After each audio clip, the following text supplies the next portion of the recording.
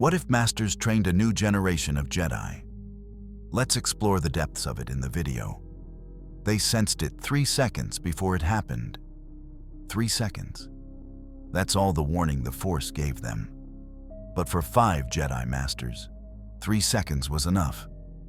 Order 66 activates across the galaxy. Clone troopers raise their weapons. But in the Jedi Temple on Coruscant, something different happens. 5 Masters stand in the courtyard. They don't run, they don't hide. Behind them, 23 younglings wait with wide eyes. The clones advance. Kia blasters charge, but Yoda's hand rises. Mace Windu ignites his purple blade. Obi-Wan, Plo Koon, and Shak Ti form a defensive line. This changes everything, because this time the Jedi don't die. This time they fight back. This time they save the children. And those children will become something the galaxy has never seen before. The first volley of blaster fire erupts across the courtyard. Mace Windu steps forward and deflects 3 bolts in rapid succession, sending them back toward their shooters. Obi-Wan moves like water, his blade a blur of blue light as he protects the younglings. Plo Koon uses the Force to rip a pillar from the ground, slamming it into the advancing clone formation. Shak Ti leaps above the chaos, her red blade cutting through the air as she lands among the clones, disabling their weapons with precise strikes. Yoda closes his eyes for a moment, reaching out through the Force. He can feel it, the dark presence that has clouded everything. The Sith Lord has won. The Republic is dead. But the Jedi, they can still survive. Execute the younglings. The order comes through the clone commander's helmet, cold and final. But as they move to comply, Mace Windu unleashes a wave of Force energy that sends them sprawling. We're leaving now. Obi-Wan slashes through the courtyard doors, creating an escape route. Shak Ti gathers the younglings, her voice calm despite the chaos. Stay close to me, trust in the Force. The group moves as one, Masters surrounding the children as they race through burning corridors. Behind them, more clones pour into the temple. Ahead, the hangar bay beckons with the promise of escape. They burst into the hangar just as a gunship lands, disgorging more clone troopers. Plo Koon doesn't hesitate. He extends both hands and lifts the entire gunship with the Force, hurling it into the far wall where it explodes in a ball of flame. The blast creates a smokescreen that the Jedi use to their advantage. Obi-Wan spots several small transport ships and gestures toward them. Split into groups, we'll regroup at the rendezvous point. Yoda nods and begins herding younglings toward the nearest ship. Mace Windu and Shak Ti cover the retreat, their lightsabers working in perfect synchronization to deflect the endless stream of blaster fire. As Obi-Wan helps the last of the younglings aboard his transport, he pauses. Through the Force, he feels something that makes his blood run cold. Anakin. His former Padawan's presence has changed, twisted into something dark and terrible. He can sense his friend moving through the temple, cutting down Jedi with ruthless efficiency. Obi-Wan wants to go back, to save him, to stop whatever madness has taken hold. But Yoda's voice cuts through his thoughts. Save him, we cannot. Save them, we must. The old master gestures to the younglings huddled in the transport. Obi-Wan takes one last look at the burning temple, grief written across his face, then climbs aboard. The ships lift off just as more clone forces arrive, escaping into the Coruscant sky as the Jedi Order dies behind them. The 5 transports scatter across the galaxy, each taking a different route to avoid detection. Obi-Wan's ship carries 8 younglings and 2 Padawans, who were in the temple during the attack. They huddle in the cargo hold, silent and shaking. One of the younglings, a young Twi'lek girl, looks up at Obi-Wan with tears streaming down her face. Master, what happened? Why did the clones attack us? Obi-Wan kneels beside her, his voice gentle but firm. The Republic has fallen. The Sith have won. But we are still here, and as long as we live, the Jedi endure. The girl nods, trying to be brave, and Obi-Wan feels the weight of responsibility settle on his shoulders. These children are all that remains of 1,000 generations. He will not let them die. 3 days later, the ships converge on a forgotten world in the deep core, a place so old that even the Jedi archives barely mention it. Tython, the ancient homeworld of the Jedi Order, sits hidden among unstable hyperspace routes and stellar anomalies. It's the perfect place to disappear. The ships land in a clearing surrounded by massive stone temples, their architecture predating the modern Jedi by millennia. Yoda emerges first, his ears twitching as he surveys their new home. Strong in the Force, this place is. Hidden from the Sith, we will be. The other masters gather, and they begin counting their survivors. 23 younglings, 7 Padawans, 5 masters, 35 souls, all that remains of 10,000 Jedi. That night, the masters gather while the younglings sleep in one of the ancient temples. The debate begins immediately. Mace Windu stands with his arms crossed, his expression hard. We rebuild the Order as it was. Maintain the discipline, the structure, the traditions that have served us for millennia. But Yoda shakes his head slowly. Failed? The old ways did. Blind we were, arrogant. See the Sith Lord right beside us? We did not. Learn from our mistakes, we must. Obi-Wan steps forward, his voice measured. I agree with Master Yoda. The old order had wisdom, but it also had flaws. We were too rigid, too detached. We feared emotion instead of understanding it. We isolated ourselves in temples instead of connecting with the people we swore to protect. Plo Koon nods in agreement. The clones turned on us because we were commanders, not friends. We led them into battle, but never truly knew them. Shaak Ti adds her voice. And we suppressed attachment so completely that when Anakin struggled, he had nowhere to turn. We failed him. The debate continues for hours, voices rising and falling as old beliefs clash with new realities. Finally, Yoda stands and raises his Geimer stick for silence. A new path we must forge. Keep what was good, change what was not. Train these younglings differently, we will. Not to be monks isolated from life, but guardians connected to it. Not to suppress emotion, but to understand and master it. Not to fear the dark, but to acknowledge it exists within us all. Mace Windu looks uncomfortable, but eventually nods. Then we train them harder. The Sith knew we were weak in combat, complacent. Never again. These younglings will be warriors as well as peacekeepers. Obi-Wan agrees, and we'll teach them about the Sith, about the darkness. No more hiding the truth. They need to know what they're up against. The masters clasp hands in the center of their circle, a pact made. They will create something new, something better. They will learn from their failure. The next morning, the real work begins. The masters divide the younglings into groups, but instead of the traditional master-Padawan pairs, they implement something revolutionary.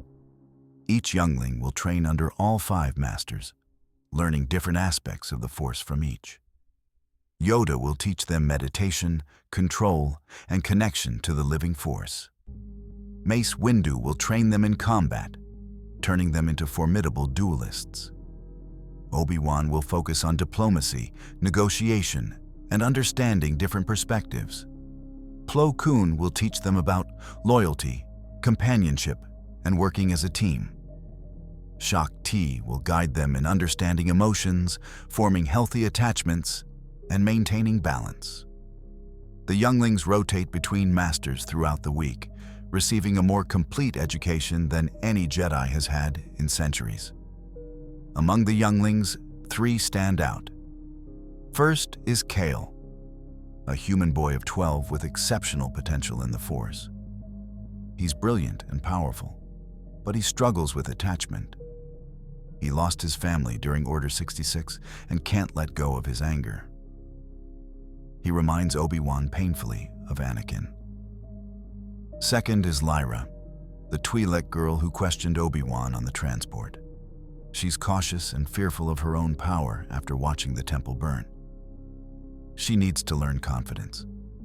Third is Jaren, a bold Zabrak boy who embraces his passion and aggression in training. He fights with fury, but unlike the old Jedi who would suppress this, the Masters teach him to channel it properly. He represents what the New Order could be, emotion as strength rather than weakness. Months pass on Tython as the younglings train. The ancient temples echo with the sound of lightsaber practice and meditation chants.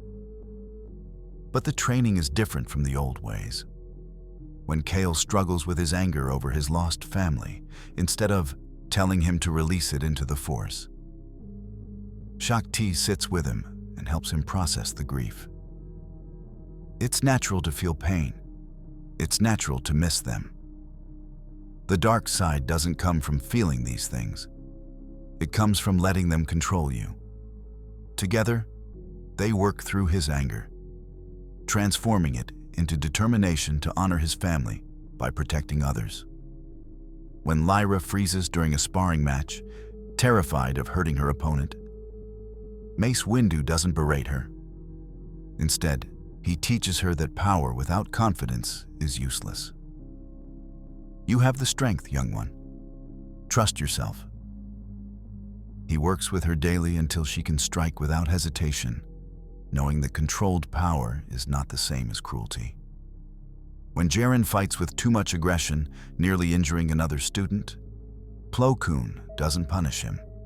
He takes him aside and explains. Passion is not wrong. Anger can be righteous. But you fight for others, not for yourself.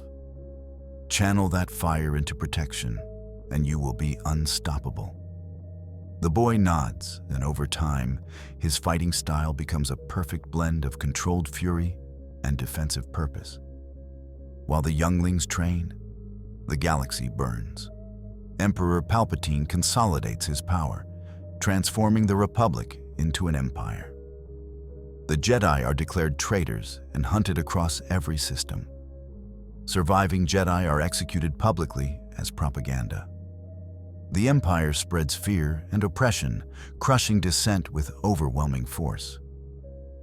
On Tython, the Masters monitored these developments through a secret holocom network. Bail Organa of Alderaan becomes their covert contact, providing intelligence on Imperial movements.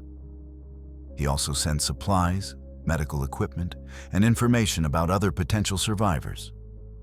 Through him, they learn that some Jedi escaped the initial purge, but most are hunted down within weeks. The Inquisitorius, a group of dark side users loyal to Vader, systematically tracks down and eliminates the stragglers. The Masters know it's only a matter of time before the Empire discovers their hideout. 1 year after Order 66, the younglings have progressed remarkably. Their training has produced something unprecedented: young Jedi who can fight with the skill of temple guards, negotiate with the wisdom of consulars, and maintain emotional balance despite their trauma. They spar in groups, supporting each other and communicating through the Force in ways the old order never encouraged.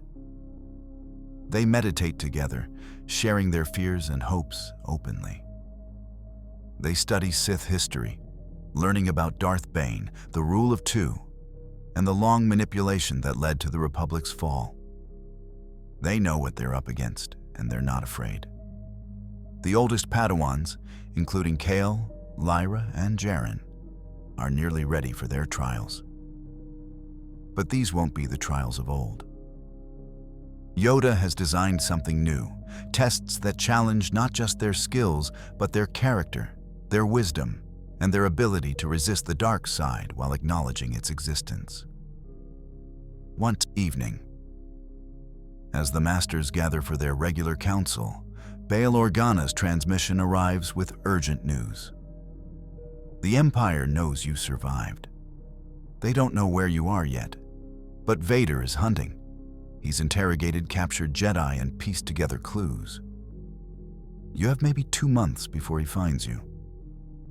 The Masters exchange glances. They knew this day would come. Obi-Wan speaks first. We need to decide our purpose. Are we rebuilding the Order just to hide, or are we preparing to fight back? Mace Windu's expression hardens. The younglings aren't ready for war. They need more time. But Yoda shakes his head. Ready they will never be if hide forever we do. The Force brought us together for a reason. Passive, we cannot remain. Shaak Ti suggests a middle path. We can't take on the Empire directly, but we can help those who resist. Rebel cells are forming across the galaxy. We could support them covertly. Plo Koon agrees, and we spread the younglings out once they're ready. Not isolated in one temple, but embedded in communities across the galaxy. Hidden guardians. Obi-Wan nods slowly. A network of Jedi, connected but dispersed. Harder to destroy than one central order. The decision is made. They will act, but carefully, building a foundation for resistance while preparing the next generation to survive in the darkness. But fate doesn't give them 2 months. 3 weeks later, alarms blare through the ancient temple. A probe droid has been detected in orbit, scanning the surface. It's already transmitted their location back to the Empire before Plo Koon destroys it with a precise shot from a recovered blaster rifle. The Masters gather the younglings immediately, their faces grim. They're coming. We need to prepare.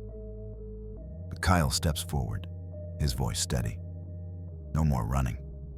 We're ready. Behind him, the other Padawans nod in agreement. Lyra adds her voice, no longer timid. You've trained us for this. We can fight. Jaren ignites his lightsaber, its blade burning yellow with his passionate connection to the Force. Let them come. We'll show them what the new Jedi can do. The Masters look at each other, and despite the danger, they feel something unexpected. Pride. These children have become something remarkable, something stronger than the old order ever was. 2 days later, the first Imperial ship arrives. It's not a Star Destroyer, not yet. Palpatine wants to test the waters first. An Inquisitor ship descends through Tython's atmosphere, sleek and black against the blue sky. 5 figures emerge, their crimson lightsabers igniting in sequence. The Inquisitors have arrived. They wear black armor and masks that hide their faces, former Jedi twisted by Vader's training into dark side hunters. They move with predatory grace toward the temple, confident in their superiority. But as they approach, they find something unexpected. Not cowering younglings or isolated masters. Instead, a coordinated defensive line of 35 Jedi standing together. Their lightsabers ignited in a rainbow of colors, their presence in the Force unified and strong. The lead Inquisitor, a tall woman wielding a double-bladed spinning saber, laughs. The mighty Jedi Order, reduced to children and old men. Lord Vader will be disappointed there's so little sport in this. Mace Windu steps forward. If you want them, you'll have to go through us. The Inquisitor's laughter cuts off. Oh, we intend to. She signals, and the 5 Inquisitors advance. But the Masters don't meet them alone. Attack pattern Tython 1. At Obi-Wan's command, the Padawans move with practiced precision. They've drilled this scenario dozens of times. 5 groups of 3 Padawans each, supported by the younglings using the Force to disrupt and distract, while the Masters coordinate the defense. It's unlike anything the Inquisitorius has faced before. The first Inquisitor rushes at Mace Windu, his lightsaber spinning in a deadly arc. But Kale, Lyra, and Jaren move as one unit to intercept. Kale strikes high while Jaren sweeps low, forcing the Inquisitor to split his attention. Lyra, no longer hesitant, uses the Force to yank his foot, breaking his stance. The Inquisitor stumbles, surprised by their coordination, and Mace Windu capitalizes. His purple blade flashes down, severing the Inquisitor's weapon hand. The man screams and falls, disabled but alive. First blood to the new generation. The other Inquisitors pause, reassessing the situation. These aren't the frightened survivors they expected. The lead Inquisitor snarls, and her spinning blade whirls faster, becoming a red disk of death. She charges at Obi-Wan, who meets her with his traditional defensive form. Their blades clash with a shower of sparks. But as she presses her attack, 3 younglings reach out through the Force, not to attack her directly, but to destabilize her footing. Small rocks shift beneath her feet. The air pressure around her fluctuates. It's not much, but it's enough. Her spin wobbles for just a moment, and Obi-Wan seizes the opening. His blade cuts through the hilt of her weapon, deactivating half of it. Before she can react, Shaak-Ti is there, disarming her completely with a precise strike. The Inquisitor drops to her knees, weaponless and defeated. The other 3 Inquisitors try to retreat, realizing they're outmatched. But Plo Koon has anticipated this. With a gesture, he collapses the temple entrance behind them, cutting off their escape route. They're surrounded now by 30 Jedi, all working in perfect harmony. One Inquisitor tries to fight through with brute force, unleashing a torrent of dark side lightning. But Jaren rushes forward, his yellow blade absorbing the attack. The pain fuels his righteous anger, and he channels it into a powerful force push that sends the Inquisitor flying backward into a pillar. The impact knocks him unconscious. The remaining 2 Inquisitors drop their weapons and surrender, overwhelmed by the coordinated assault. The battle is over in less than 5 minutes. As the dust settles, the younglings cheer, but the masters remain somber.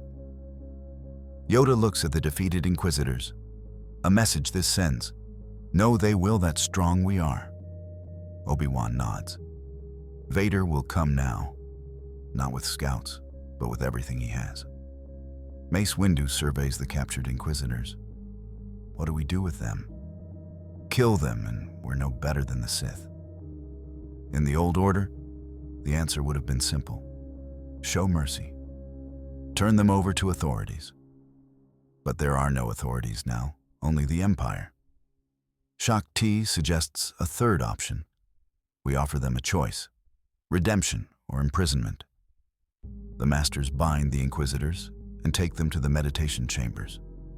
There, over the next several days, they work to break through the dark side conditioning. It's not easy. Vader trained them well, filling their minds with hatred and pain. But slowly, patiently, the Masters show them another way. They share their own stories of failure, of loss, of darkness faced and overcome. 2 of the Inquisitors eventually break down, the dark side conditioning crumbling as they remember who they were before Vader twisted them. They were Jedi once, Padawans who survived the initial purge only to be captured and tortured into service. They weep as the memories return, and the Masters comfort them. You were victims too. But now you have a choice. Stand with us. The 2 agree, becoming the first redeemed Inquisitors. The other 3 remain defiant, too far gone to save. The Masters keep them imprisoned, unwilling to execute them, but unable to set them free. But the victory over the Inquisitors has consequences. 1 week later, the sky above Tython darkens as a massive star destroyer exits hyperspace. The ship is a monument to Imperial power, bristling with weapons and fighter bays. And standing on the bridge is the dark figure they've all been dreading. Darth Vader has arrived. The Sith Lord wastes no time. He launches a full assault, deploying dropships filled with stormtroopers, AT-STs, and specialized dark trooper units. But he doesn't lead with overwhelming force immediately. He's testing them, probing their defenses. The Masters gather the Jedi for a final council. Obi-Wan speaks, his voice heavy with emotion. He'll come for me. Anakin wants to finish what we started. I should face him alone. But Kale steps forward immediately. No, we fight together. That's what you taught us. Lyra adds her voice, strengthened by months of confidence training.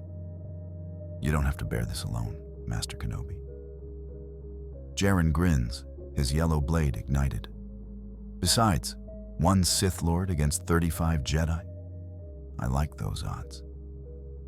The other younglings and Padawans echo their agreement. The Masters look at their students and realize something profound. The new generation isn't just willing to fight. They're ready. They've been prepared not just in skill, but in unity, emotional maturity, and tactical thinking. The old order would have sent one master to duel Vader, alone. The new order fights as one. The Imperial forces land and begin their assault on the temple. The Jedi have prepared defensive positions, using the ancient architecture to their advantage. The younglings, under Yoda's direction, use the Force to manipulate the battlefield itself. They collapse corridors behind advancing stormtroopers, cutting off their reinforcements.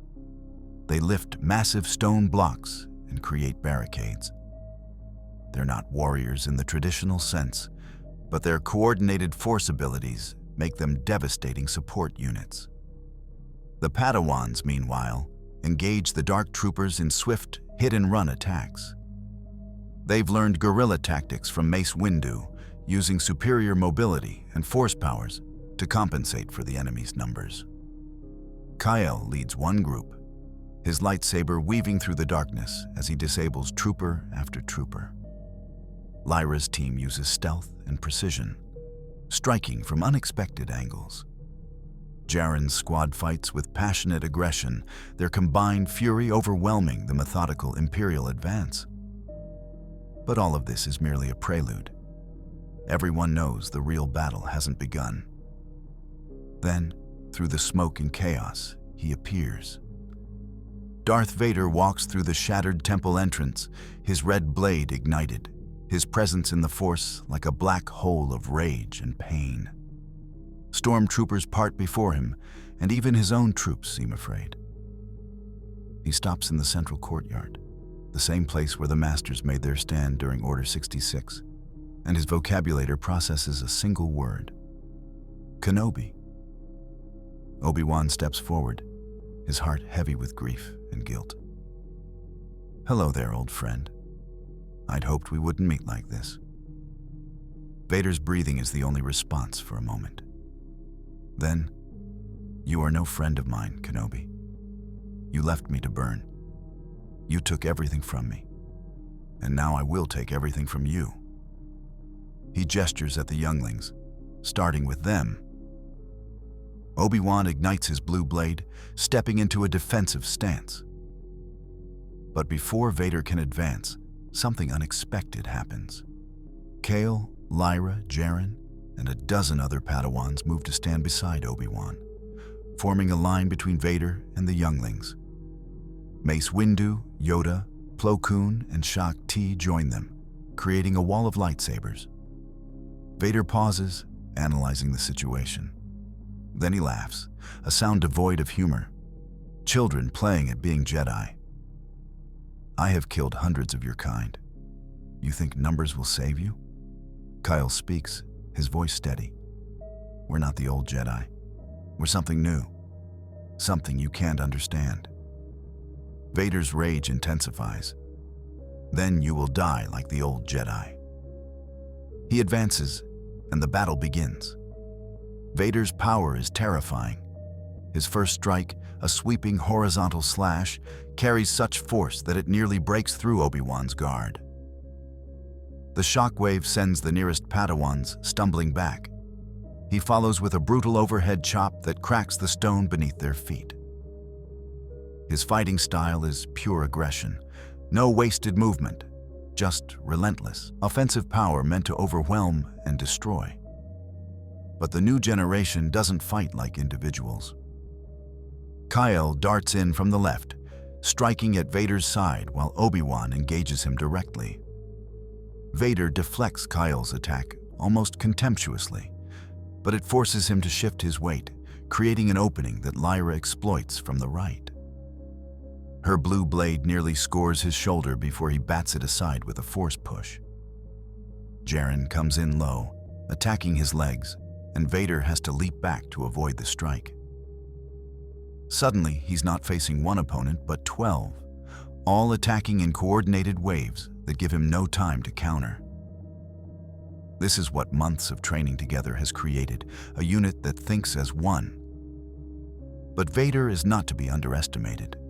He reaches out through the Force and grabs Jaren by the throat, lifting him into the air. The Zabrak struggles, his lightsaber falling from his grip as he chokes. But before Vader can crush his windpipe, Yoda intervenes. The ancient master leaps with impossible speed, his green blade striking at Vader's extended arm. The Dark Lord is forced to release Jaren to defend himself. Yoda's attacks are blindingly fast, targeting weak points in Vader's armor with surgical precision. But Vader's mechanical body gives him advantages. No fatigue, no pain, just tireless combat ability. He catches Yoda's blade in a lock and uses his superior strength to hurl the small master aside. Size matters not, but biomechanics do, and Vader's enhancements make him physically overwhelming. Mace Windu enters the fray with Vapad, his fighting style feeding on Vader's darkness and turning it back against him. Their lightsabers clash in a storm of purple and red, each impact sending sparks flying. Vader growls in frustration. "This is what you have become, Windu? A guardian of children?" Mace responds coolly. "These children are the future. Something you abandoned when you chose darkness." Vader's rage intensifies, and he unleashes a blast of Force lightning. But Mace channels it with his blade, grounding the energy. At the same moment, Plo Koon and Shak Ti attack from opposite sides, forcing Vader to defend on 3 fronts. He's strong, but even he can't face 5 masters and a dozen trained Padawans simultaneously. For the first time in years, Vader feels something unfamiliar. He's being pushed back. The Padawans don't just fight randomly. They execute practiced formations, patterns they've drilled hundreds of times. Formation Nieman, Obi-Wan commands. The Padawans immediately shift, creating a rotating defensive circle around Vader. As he attacks one, another strikes from behind. He deflects, but 2 more attack from the sides. It's death by 1,000 cuts, and even Vader's armor begins to show damage. Kale manages to score a hit on his shoulder pauldron, melting part of the metal. Lyra's precise strike damages a respirator tube, causing Vader's breathing to become more labored. Jaren, recovered from being choked, slashes at his leg, joint, forcing him to limp slightly. These aren't individual victories, but collectively, they're devastating. Vader realizes he's in danger. He slams his fist into the ground, sending a shockwave of dark side energy that throws everyone back. In the momentary respite, he focuses on Obi-Wan. "This is all your fault, Kenobi. You turned Padme against me. You destroyed my life." Obi-Wan, picking himself up from the rubble, responds with pain in his voice. "I didn't turn her against you, Anakin. You did that yourself when you chose to murder innocents, when you knelt before a Sith Lord, when you tried to kill her." Vader roars in denial. "You lie. She would have understood. She would have stood by me." But Obi-Wan shakes his head sadly. "She loved you, Anakin, but you became something she couldn't recognize, something you can still come back from." The words hit Vader harder than any lightsaber. For a moment, the Dark Lord hesitates, conflict visible in his stance. The younglings sense it through the Force. Kyle speaks up, his voice filled with empathy rather than hatred. "You don't have to keep serving the Emperor. You can choose differently. You can help us rebuild what was lost." Lyra adds, "We know what you were. Obi-Wan told us about Anakin Skywalker. You were a hero once. You can be again." Jaren, ever bold, extends his hand. "Join us. It's not too late." The other Padawans echo the sentiment, their voices creating a chorus of hope and compassion. This is the new generation. They don't see an irredeemable monster. They see a fallen Jedi who can still be saved. For a long moment, Vader stands frozen. Memories flash through his mind.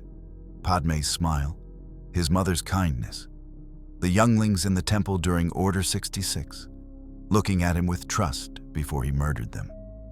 The screams, the burning, the endless pain of his existence. He looks at these children, these new Jedi, and sees what he destroyed, what he could have been part of. His hand trembles on his lightsaber.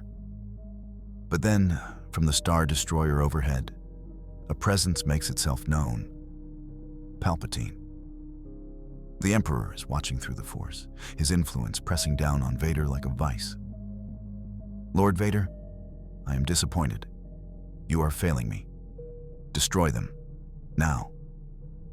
The dark side surges through Vader, drowning his moment of hesitation.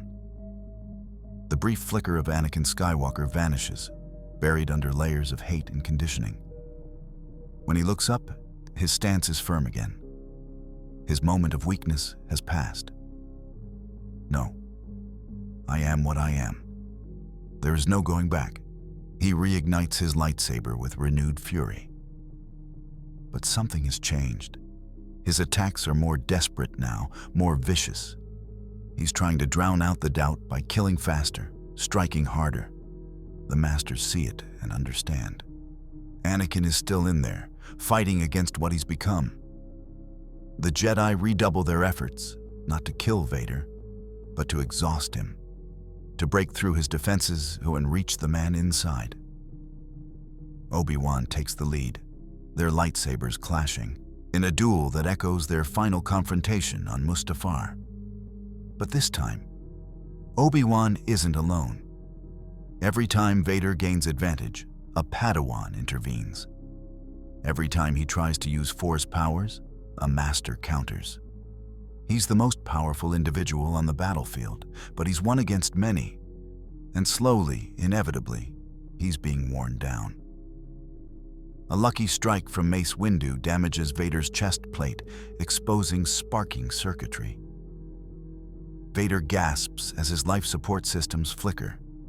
The Padawans press in, their coordinated attack overwhelming him. His lightsaber moves in desperate arcs now, purely defensive. Then Kale makes a bold move. He reaches out through the Force, not with aggression, but with compassion.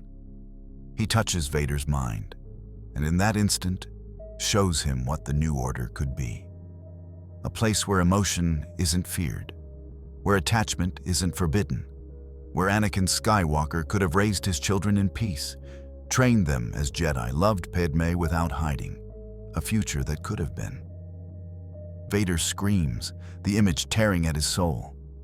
The conflict rages within him, light and dark, battling for supremacy. And then, something breaks. Vader drops to one knee, his lightsaber deactivating. His breathing is ragged, his damaged suit sparking. The Jedi surround him, but don't strike. Obi-Wan steps forward, his weapon lowered. "Anakin, it's not too late. You can still choose the light. Help us. Help us fight the Emperor and restore balance." Vader looks up, his mask hiding his expression, but his body language showing defeat. For a heartbeat, it seems he might accept. But then, his comlink activates. "Lord Vader, I am calling a full orbital bombardment on your position. If you cannot eliminate these Jedi, I will. You have 30 seconds to withdraw. Palpatine's voice is cold and calculating. Vader rises slowly. The Emperor has decided. If I can't kill you, he will incinerate this entire area from orbit. The Jedi exchange alarmed glances. Vader continues, his voice strangely empty. He doesn't care if I die in the bombardment. I'm as disposable as you are. He takes a step back, then another. Leave, while you can. This world is about to burn. The Masters make a split-second decision. Retreat, now! They grab the younglings and Padawans, racing toward their transport ships hidden in the ruins.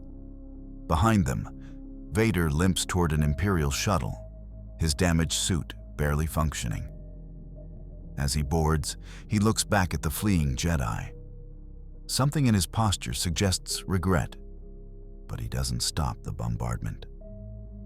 The Star Destroyer's cannons rotate downward, targeting the temple complex. The first shots impact as the Jedi ships lift off, explosions ripping through the ancient stones. Tython, their sanctuary, their training ground, is being destroyed. But they escape the atmosphere just as the bombardment intensifies, the world below them transforming into a hellscape of fire and rubble. In hyperspace, the Jedi regroup. They've lost their home, but not their lives. Every master and student survived, a victory in itself. The transports linked together in a makeshift convoy, sharing supplies and tending to minor injuries. Several younglings have bruises and burns from debris, but nothing serious. The Padawans move through the ships, checking on everyone, offering comfort and reassurance. This is what their training has built. Not just warriors, but caregivers, able to switch from combat to compassion in an instant. In the lead transport, Kale sits with his head in his hands, replaying the moment when he touched Vader's mind. He saw so much pain there, so much regret buried under layers of hate and self-loathing. Lyra sits beside him, placing a gentle hand on his shoulder. You reached him. I felt it through the Force. That matters. Kale looks up, his eyes haunted. But it wasn't enough. He still chose the darkness. Jaren joins them, his yellow blade resting across his lap. Maybe it was enough. Did you see him at the end? He warned us about the bombardment. He could have just let us die, but he didn't. That's Anakin Skywalker fighting through. The three young knights share a moment of silence, processing what they've witnessed. In another transport, the younger children huddle together, frightened by how close they came to death. Shakti moves among them, her presence calming. She tells them stories of past Jedi who faced impossible odds and survived, reminding them that setbacks are part of the path. One young Rodian boy asks, "Will we ever have a home again?" Shakti smiles gently. Home isn't a place, it's the people we're with. As long as we have each other, we're home. The children seem to take comfort in this, and gradually the fear in their eyes is replaced with determination. Plo Koon stands with the older Padawans, discussing what they learned from the battle. They analyze tactics, what worked and what didn't. The rotating formations successfully overwhelmed Vader's defenses. The coordinated force abilities disrupted his concentration. But they also identify weaknesses. They relied too heavily on numbers. If Vader had brought reinforcements, they would have been in serious trouble. They need to develop strategies that work with smaller numbers. The Padawans take notes, already thinking about how to improve for next time. Mace Windu watches them with approval. These students don't just fight. They think, analyze, and adapt. That's what will keep them alive in the dark times ahead. Obi-Wan sits alone in the transport's cockpit, watching the stars streak past. His mind drifts to Anakin, to all the moments he could have done something differently. If he'd been a better teacher, if he'd understood attachment instead of fearing it, if he'd recognized the signs of Palpatine's manipulation sooner. The guilt is a familiar companion, one he's carried since Mustafar. But today, something shifted. Seeing Anakin hesitate, seeing that brief flicker of light, it gives him hope he hasn't felt in years. Yoda joins him, his small form somehow commanding. The ancient master settles into the co-pilot seat with a soft grunt. Failed, we did not. Reached him, young Kyle did. Saw the light, Vader did, if only for a moment. Obi-Wan nods slowly, not taking his eyes off the hyperspace tunnel. But he chose darkness again. The conditioning is too deep. Palpatine's hold on him is like chains made of his own guilt and pain. Every time he gets close to breaking free, those chains pull him back. Yoda places a clawed hand on Obi-Wan's arm, his touch surprisingly warm. Yet hesitate, he did. Doubt, he feels. A seed planted is. Grow, it might. In darkness, even the smallest light can be seen. Hope, we must keep. Obi-Wan finally turns to look at his old friend. Master, I've been thinking. What if we're going about this wrong? What if trying to save Anakin directly is impossible? Palpatine's presence is too strong, his conditioning too deep. But what if we show him what he could have been through these younglings? Show him a future where the Jedi learned from their mistakes, where attachment isn't forbidden, where emotions are understood rather than suppressed. Maybe seeing what he could have helped create will be what finally breaks through. Yoda's ears perk up thoughtfully. Wise, you have become, old friend. Show, not tell. Inspire, not convince. Yes, work this might. Already working, it is. Saw you not how Vader looked at the younglings fighting together? How he listened when spoke of what could have been? Obi-Wan manages a small smile, the first genuine one in days. When did you become such an optimist, Master Yoda? The ancient Jedi chuckles, a sound like dry leaves rustling. When see these younglings triumph, I did. Strong they are, ready for what comes next. Train them not just to fight, but to love, to connect, to be fully alive in the Force. Everything the old order feared to do, they embrace. If save Anakin they cannot, then no one can. But believe I do, that save him they will. Just needs time, it does. The fleet arrives at a new destination, coordinates provided by Bail Organa. It's a hidden asteroid base deep in the outer rim, where other rebels have begun gathering. The Organa network has been working in secret, building a resistance to the Empire. As the Jedi disembark, they're met by a diverse group of senators, soldiers, and freedom fighters. Bail steps forward, embracing Obi-Wan. Thank the Force you're alive. We were afraid we'd lost you. Obi-Wan introduces the masters and their students. Bail's eyes widen as he sees the younglings. A new generation. This changes everything. With Jedi support, the rebellion could actually have a chance. But the masters are cautious. Mace Windu speaks for them. We'll help, but not as the old order did. We won't be generals commanding armies. We'll be guardians, protecting those who resist, supporting where needed. Bail understands and agrees. The rebellion needs Jedi, but as allies, not leaders. Over the following weeks, the Masters implement their final plan. The time has come to disperse the new generation. Keeping them together makes them vulnerable to another coordinated attack. Instead, they'll spread across the galaxy, embedding in communities, protecting rebel cells, building the network of resistance. It's risky, but it's the only way forward. The Padawans are ready. Their trials have been combat itself, and they've proven themselves worthy. Each will be assigned a sector, given contacts within the rebellion, and tasked with both protecting innocents and recruiting others to the cause. The assignment process takes days.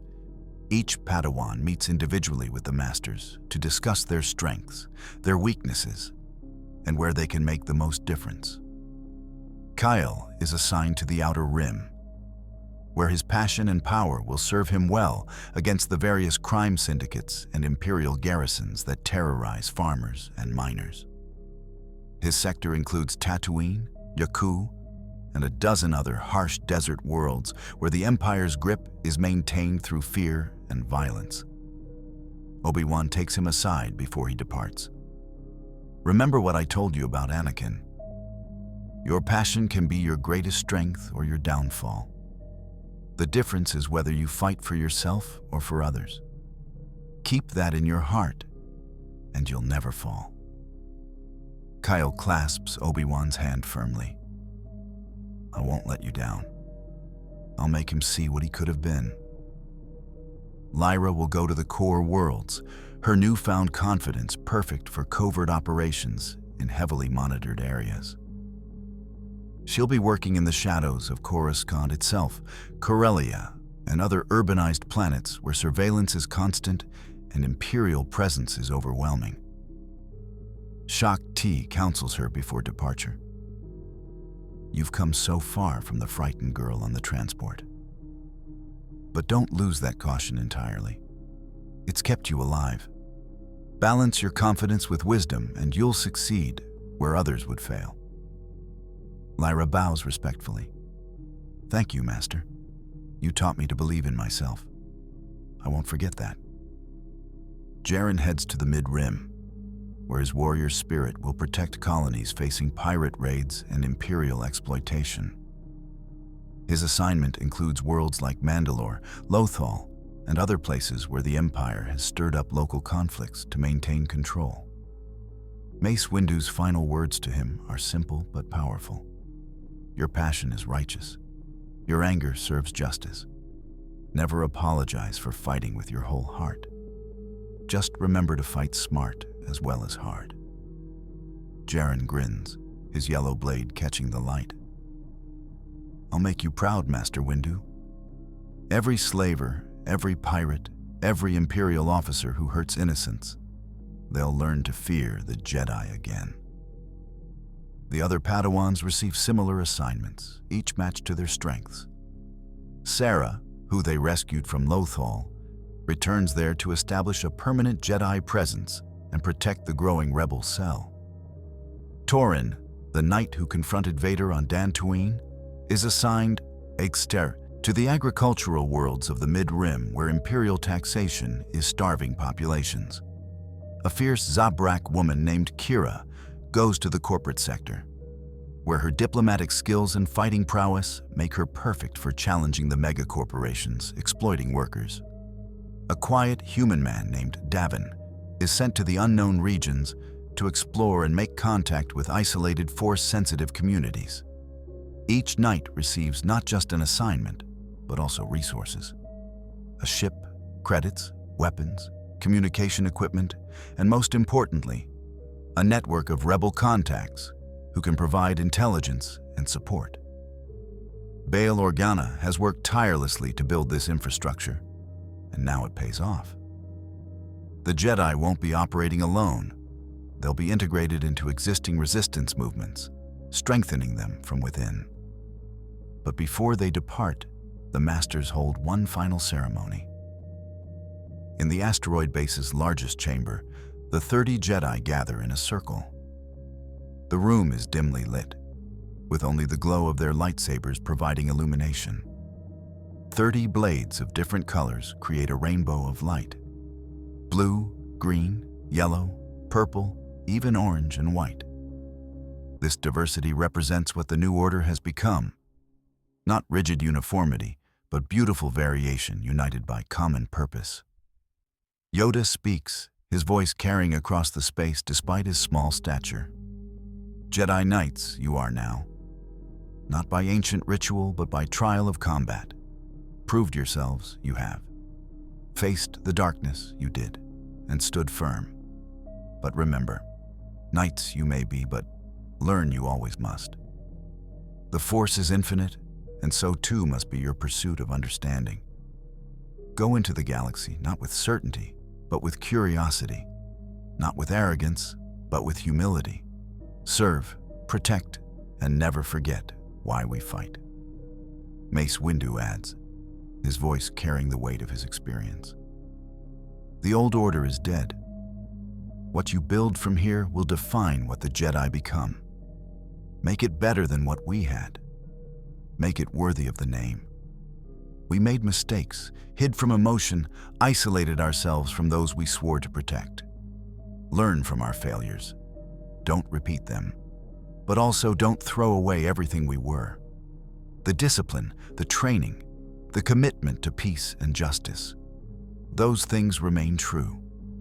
Balance the old wisdom with new understanding, and you'll create something greater than either alone. Obi-Wan's voice is thick with emotion as he continues. You are not alone. We're connected through the Force, through our purpose, through our bonds. Whenever you need guidance, reach out. We'll be here. And more than that, you have each other. The connections you've formed during training, the friendships, the understanding, maintain those. Support one another across the distances. The old order forbade attachment, but we've learned that attachment is what gives us strength. Love for those we protect, loyalty to those who fight beside us. These aren't weaknesses. They're the reasons we fight it all. Shakti steps forward, her leku swaying gently. You've learned to feel without being consumed by feeling, to care without being controlled by attachment, to fight with passion without losing yourselves to anger. This balance is what the Jedi should have always been. Carry it with you. Teach it to those you train. Build a new generation that understands both the power of emotion and the discipline to master it. Plo Koon offers his blessing last. I have watched you grow from frightened younglings into capable warriors and wise peacekeepers. You are ready. But more than that, you are good people. Kind, compassionate, brave, and true. Those qualities matter more than any force power or lightsaber technique. Never lose your humanity in pursuit of power. Stay true to who you are, and the Force will guide you. Then the ceremony ends with something unprecedented in Jedi history. Instead of formal bows and distant farewells, the masters and younglings embrace, expressing their bonds openly, not hiding attachment, but celebrating it. Tears flow freely as the knights say goodbye to the children they've protected and the masters who've trained them. Kyle embraces Obi-Wan tightly. Thank you for believing in us, for showing us a better way. Lyra holds Shakti close. You saved my life on that transport, and you've saved it every day since by teaching me to believe in myself. Jaren clasps hands with Mace Windu in a warrior's grip. I'll honor everything you've taught me. Every strike will be precise. Every battle will have purpose. The other knights share similar moments with the masters and with each other. Promises made to stay in touch, to support one another, to never forget what they've built together. This is the new way. Connection celebrated rather than feared. Love acknowledged rather than suppressed.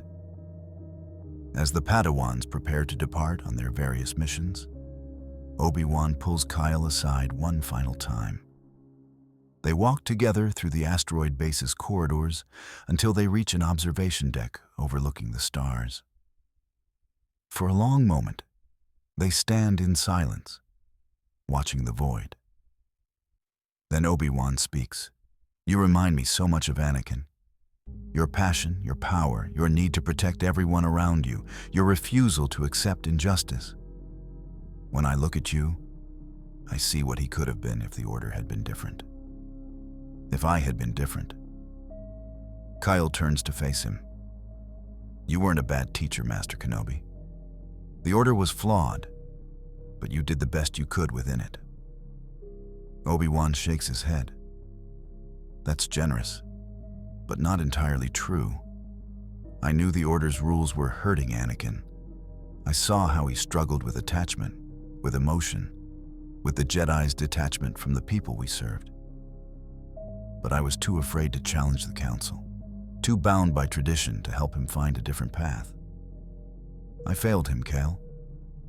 Not because I was cruel or uncaring, but because I was too rigid to bend when he needed flexibility. Don't make his mistakes, but don't be afraid of who you are either. Your attachments, your emotions, your passion, those are strengths if you understand them. Anakin didn't fall because he loved Padme. He fell because he let fear of losing her control him. Because he made terrible choices trying to save her. Because the Order gave him no framework for processing those emotions healthily. You have that framework now. Use it. Kale places a hand on Obi-Wan's shoulder. I won't become what he became, but I'll honor what he could have been. Every person I save, every slave I free, every injustice I challenge. I'll do it thinking about how Anakin Skywalker would have done the same before Palpatine twisted him. Maybe somehow he'll sense it. Maybe it'll remind him of who he was. Obi-Wan's eyes glisten with unshed tears. That's all I can ask. May the Force be with you, Kale. Always. The young knight boards his ship, a modified freighter painted in desert camouflage, and disappears into the stars. One by one, the others follow, until only the 5 masters and the youngest children remain on the asteroid base. The first generation of the New Order has gone into the galaxy to do their work. The first months after dispersal are the hardest. The masters monitor communications constantly, waiting for reports, hoping everyone is safe. The risk of losing these knights weighs heavily on them. Each represents years of training, hope for the future, and a personal connection they've allowed themselves to form. The old order would have sent them out without a second thought, confident in the Force's will. The new order worries, cares, and stays ready to support. And slowly, the reports begin coming in, each one bringing relief and pride. Kale's first transmission comes 2 weeks after departure. His voice is steady but filled with urgency.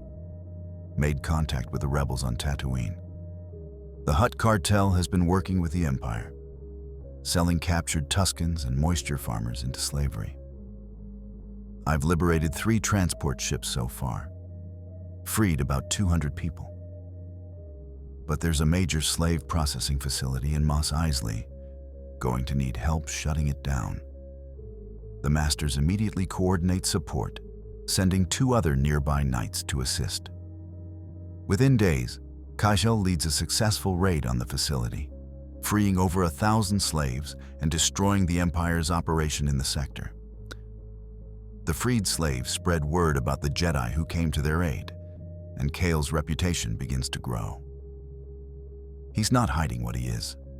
He fights openly with his yellow blade ignited, letting everyone see that the Jedi have returned. Lyra's reports are more subtle, but equally impressive.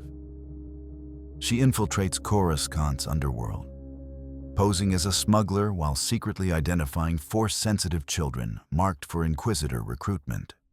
Her first success comes when she discovers a young Mirialan girl about to be taken by Imperial agents. Using clever misdirection and her growing confidence, Lyra substitutes the girl with a holographic decoy, allowing the real child to escape on a refugee transport to Alderaan. Over the following weeks, she rescues 7 more children, each one a potential Jedi saved from corruption or death. But her most significant achievement comes when she discovers something disturbing. The Empire is keeping a database of Force-sensitive individuals across the galaxy, tracking them for potential recruitment or elimination. Lyra manages to slice into the system and downloads the entire database before destroying the original. Now the rebellion has a list of thousands of people who need protection, and the Empire has lost their targeting data. It's a major intelligence coup, and Bail Organa personally commends her for the achievement. The Masters receive her report with mixed feelings. Pride at her success, but horror at how close the Empire came to systematically destroying every Force-sensitive person in the galaxy. Jaren's approach is characteristically direct and aggressive, but no less effective. He arrives on Mandalore just as Death Watch remnants attempt another coup against Duchess Satine. The extremists have learned nothing from their previous defeat, still believing that warrior culture should dominate Mandalorian society. But they didn't count on a Jedi Knight who fights with the passion of a Mandalorian warrior himself. Jaren meets them on the streets of Sundari, his yellow blade igniting as dozens of Mandalorians in armor surround him. The Death Watch leader, a veteran warrior named Rook Kast, challenges him to single combat. If Jaren wins, the coup ends. If he loses, the Jedi stay out of Mandalorian affairs. Jaren accepts without hesitation. The duel is brutal and fast, Kast's Mandalorian fighting techniques clashing against Jaren's aggressive lightsaber form. But Jaren has trained under Mace Windu himself, learning to channel emotion into strength without losing control. When Kast tries to use her flamethrower, Jaren doesn't retreat. He advances through the fire, his connection to the Force protecting him from the worst of the heat, and disarms her with a spinning strike. The fight ends with Kast on her knees, Jaren's blade at her throat. But instead of killing her, he deactivates his weapon and offers his hand. Fight with me, not against me. The Empire is the real enemy. Help me protect your people, and I'll help you preserve your culture. It's not about choosing between peace and warrior traditions. It's about being strong enough to defend what matters. Kast stares at him for a long moment, then accepts his hand. Within weeks, Jaren has forged an alliance between the pacifist Duchess and the warrior clans, uniting Mandalore in a way no one thought possible. His success sends ripples through the sector, showing that the new Jedi can bridge seemingly impossible divides. Other knights report similar successes. Sarah on Lothal establishes a sanctuary for refugees fleeing Imperial occupation, using an old temple as a base. She doesn't just protect them, she teaches them to protect themselves, training ordinary people in basic self-defense and resistance tactics. Torin on the agricultural worlds organizes farmers into cooperatives that resist imperial taxation through creative accounting and underground distribution networks. When the Empire sends auditors to investigate, Torin ensures they find nothing but perfectly legal records while the real resistance continues in secret. Kira, in the corporate sector, becomes a thorn in the side of mega-corporations, using both legal challenges and strategic force interventions to protect worker rights. She exposes corruption, sabotages exploitative operations, and builds alliances with labor unions. Davin in the Unknown Regions discovers 3 isolated Force traditions that have existed for millennia without contact with the Jedi. He learns from them, sharing their techniques with the Masters and bringing news that the Force is far more diverse than anyone imagined. Each knight finds their own path, their own way of serving, and collectively they're making a real difference. But success draws attention. The Empire takes notice of these Jedi activities and redoubles efforts to hunt them down. Vader personally oversees operations, and his obsession with destroying the survivors intensifies. Yet something has changed in the Dark Lord. His subordinates notice he's more erratic, sometimes hesitating before executing captured rebels. Once, a stormtrooper reports that Vader spared a group of civilians who were harboring a Jedi, something he's never done before. Another time, he allows a captured knight to escape during transport, claiming the prisoner overpowered the guards.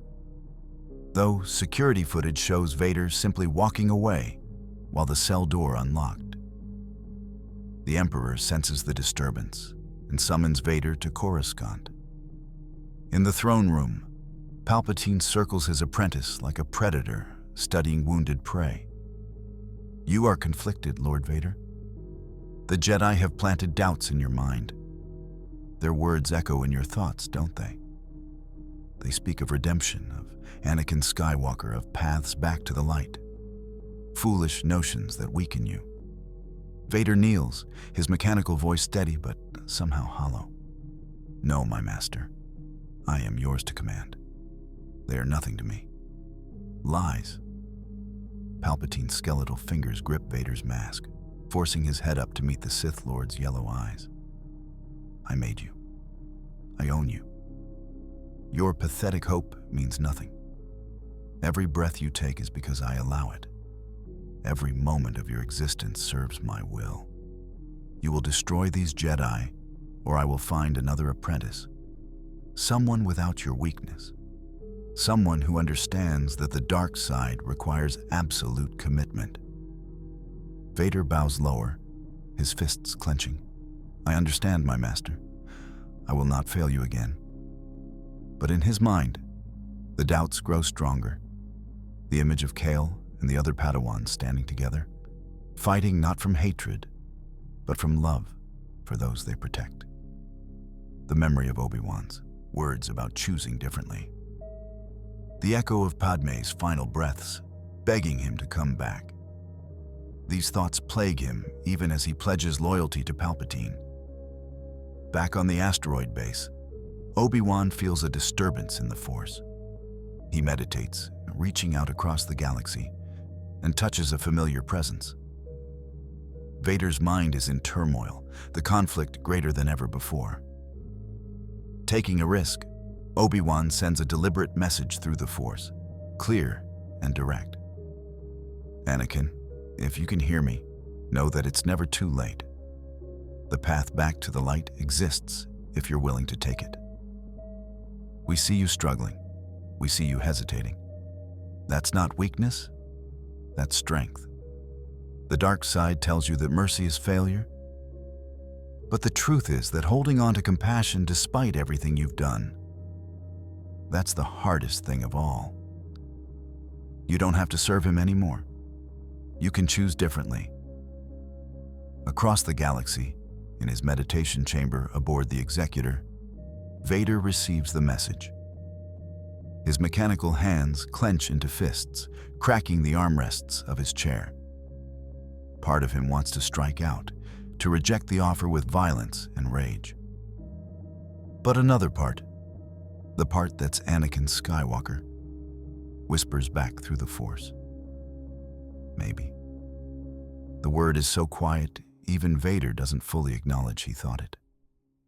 But it's there, a seed of doubt growing in the darkness, watered by every encounter with the new generation of Jedi, fed by every act of mercy he can't quite bring himself to prevent.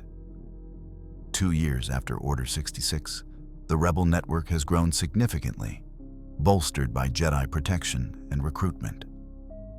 The movement is still small compared to the Empire, but it's gaining momentum. More systems join the cause, more senators defect, more Imperial officers question their orders.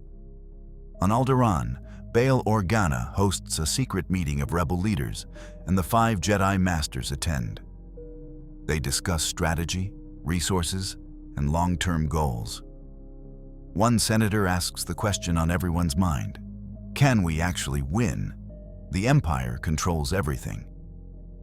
Mace Windu answers firmly: we can't win through military might alone, but we can win through inspiration. Every world we free, every person we protect, shows others that resistance is possible. We're not trying to conquer the Empire, we're trying to make it irrelevant. Another senator speaks up. And what of the Emperor himself? As long as Palpatine lives, the Sith control everything. Yoda responds thoughtfully: patience we must have. Destroy him directly we cannot. Too powerful he is. But erode his power base we can. turn his own people against him, we must. Show the galaxy that the Sith bring only suffering. The meeting is interrupted by an urgent transmission. One of the Jedi Knights, a young woman named Sarah, is under attack on the planet Lothal. She's been protecting a rebel cell there, but an entire Imperial garrison has been mobilized to capture her. She's outnumbered 100 to 1. The transmission cuts off with sounds of blaster fire. Bail looks at the Masters. Can you reach her in time? Obi-Wan checks the nav computer. 3 hours if we take the fastest route. We'll have to risk going through Imperial space. Plo Koon stands immediately. Then we don't waste time. Let's move.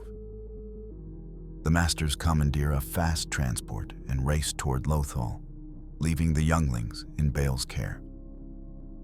This is what the New Order does. They don't abandon their own. They arrive at Lothal to find the city under siege. Imperial forces have surrounded the rebel hideout, and Sarah is making a desperate stand with a handful of fighters. The building is on fire, bodies litter the streets, and AT-STs march through the rubble. It looks hopeless. But then 5 lightsabers ignite in the smoke. The Masters have arrived. Yoda leaps into the nearest AT-ST's cockpit, his blade cutting through the viewport and disabling the pilot. Mace Windu deflects a barrage of blaster fire, sending bolts back toward the stormtroopers who fired them. Obi-Wan, Shaak-Ti, and Plo Koon carve through the Imperial lines, reaching the besieged building. Inside, they find Sarah, wounded but alive, protecting 24 civilians. Master Kenobi, I knew you'd come. Obi-Wan helps her up. We never abandon our own. That's the difference between us and the Empire. They evacuate the civilians while fighting through the Imperial blockade, the 5 Masters working in perfect sync. They reach their ship just as reinforcements arrive, escaping into hyperspace with everyone alive. Sarah weeps with relief and gratitude. The old order would have told her attachment was forbidden. The new order embraces her and tells her she did well. As more time passes, the pattern repeats across the galaxy. Jedi Knights protect communities, rebels gain strength, and the Empire grows more desperate. But the most significant development happens in an unexpected place. On a remote moon, Kyle encounters a strange figure during a mission. An old woman who radiates power in the Force but isn't a Jedi. She introduces herself as a servant of the Force, part of an ancient tradition that predates the Jedi entirely. She knows of the New Order and approves.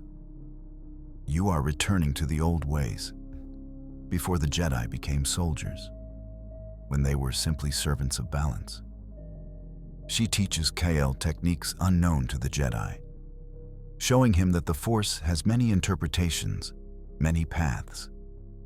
He returns to the Masters with this knowledge, and they realize something profound.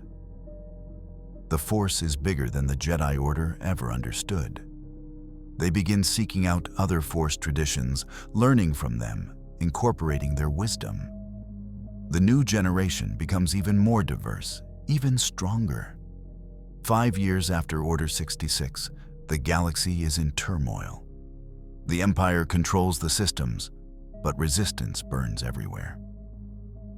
The Jedi Knights of the new generation have become legends. Songs are sung about Kale's liberation of slave colonies. Stories spread about Lyra's daring rescues on Coruscant. Jaren's name is spoken with reverence on a dozen worlds. The younglings have grown into knights themselves, spreading further, building more connections. The network of new Jedi spans hundreds of systems now. Each one a guardian embedded in their community, trusted and loved by the people they protect. The Empire can't destroy them because they're not concentrated in one temple. They're everywhere, and eliminating one just makes the others more determined. But the Emperor has had enough. Palpatine summons Vader once more and gives him an ultimatum. Find their leaders. Find Kenobi, Yoda, and the others. Kill them, or I will consider you a failure. Vader accepts the mission, but as he hunts, something unusual happens. He keeps encountering the Jedi Knights, these new generation warriors. Each one offers him the same thing: redemption, a path back. They speak of Anakin Skywalker not as a monster, but as a victim, someone who can still be saved. They fight him not with hatred, but with compassion. After a confrontation on Dantooine, a young knight named Torin faces Vader alone. He's outmatched, losing the duel badly. But as Vader prepares to strike the final blow, Torin looks up and says, "Anakin Skywalker saved my parents during the Clone Wars. They told me he was the best of the Jedi. I see him in you, beneath the armor and anger. He's still there. Please, come back to us." Vader freezes, his lightsaber inches from Torin's neck. The words cut through him like nothing else has. His parents, people Anakin saved, a legacy of good he'd forgotten. Vader deactivates his blade and walks away, leaving Torin alive. The knight reports back to Obi-Wan. "He spared me. Whatever you're doing, it's working." The turning point comes on Mustafar, ironically the place where Anakin Skywalker died and Vader was born. The Emperor has built a fortress there, a monument to the dark side rising from the lava flows where his greatest victory occurred.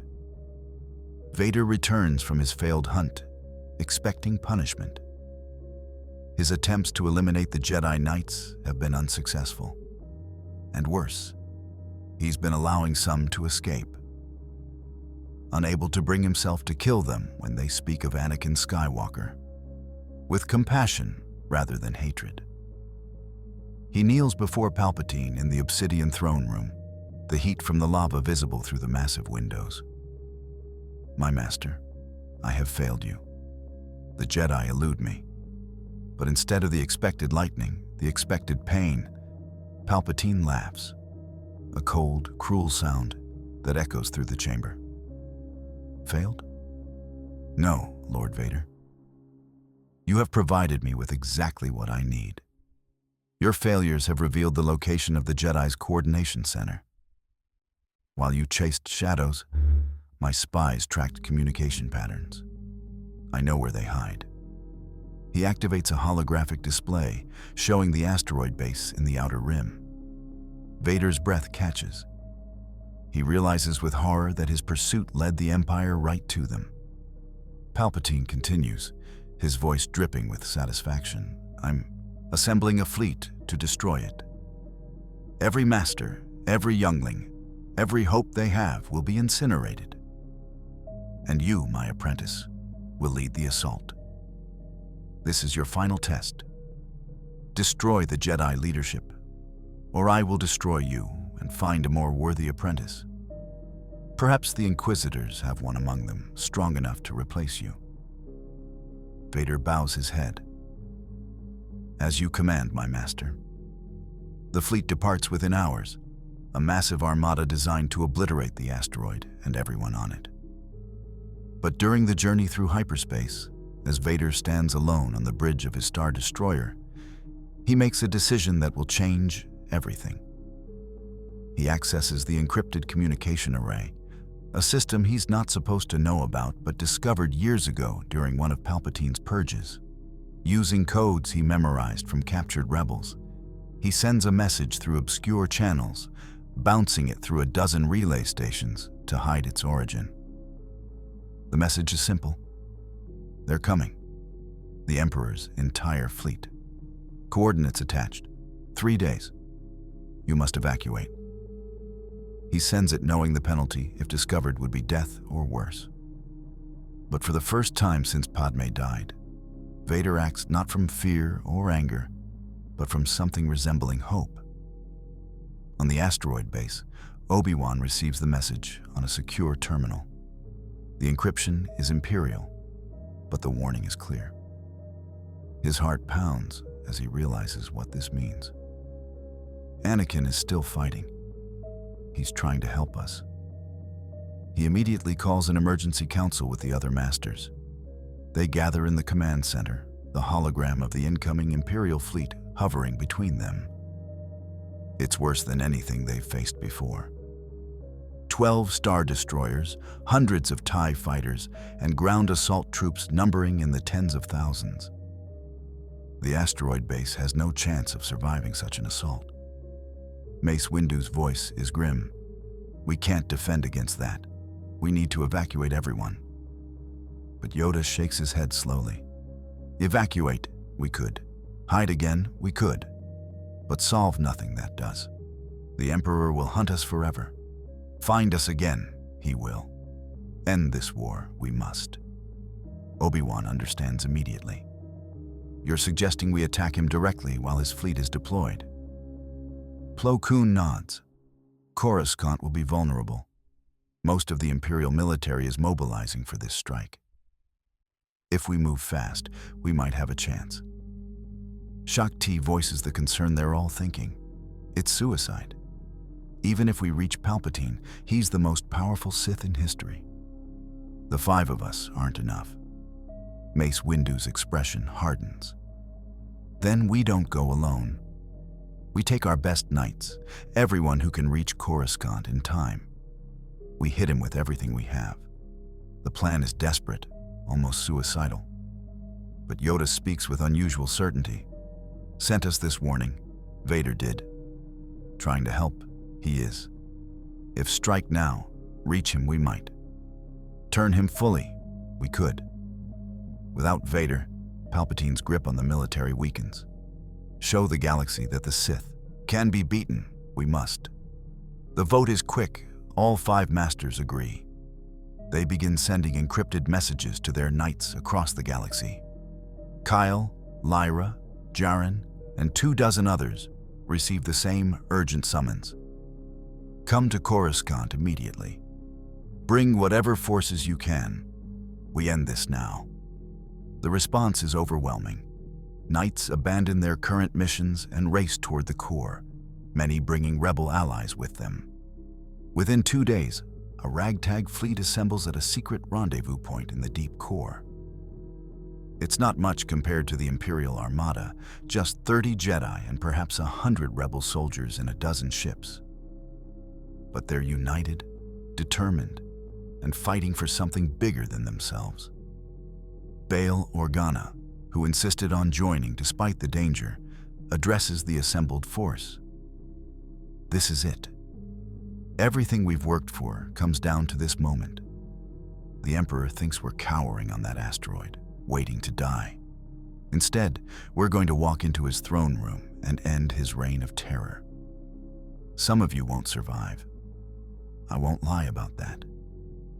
But those who do will witness the birth of a new galaxy, one where the Sith don't control everything, where people are free to choose their own destinies.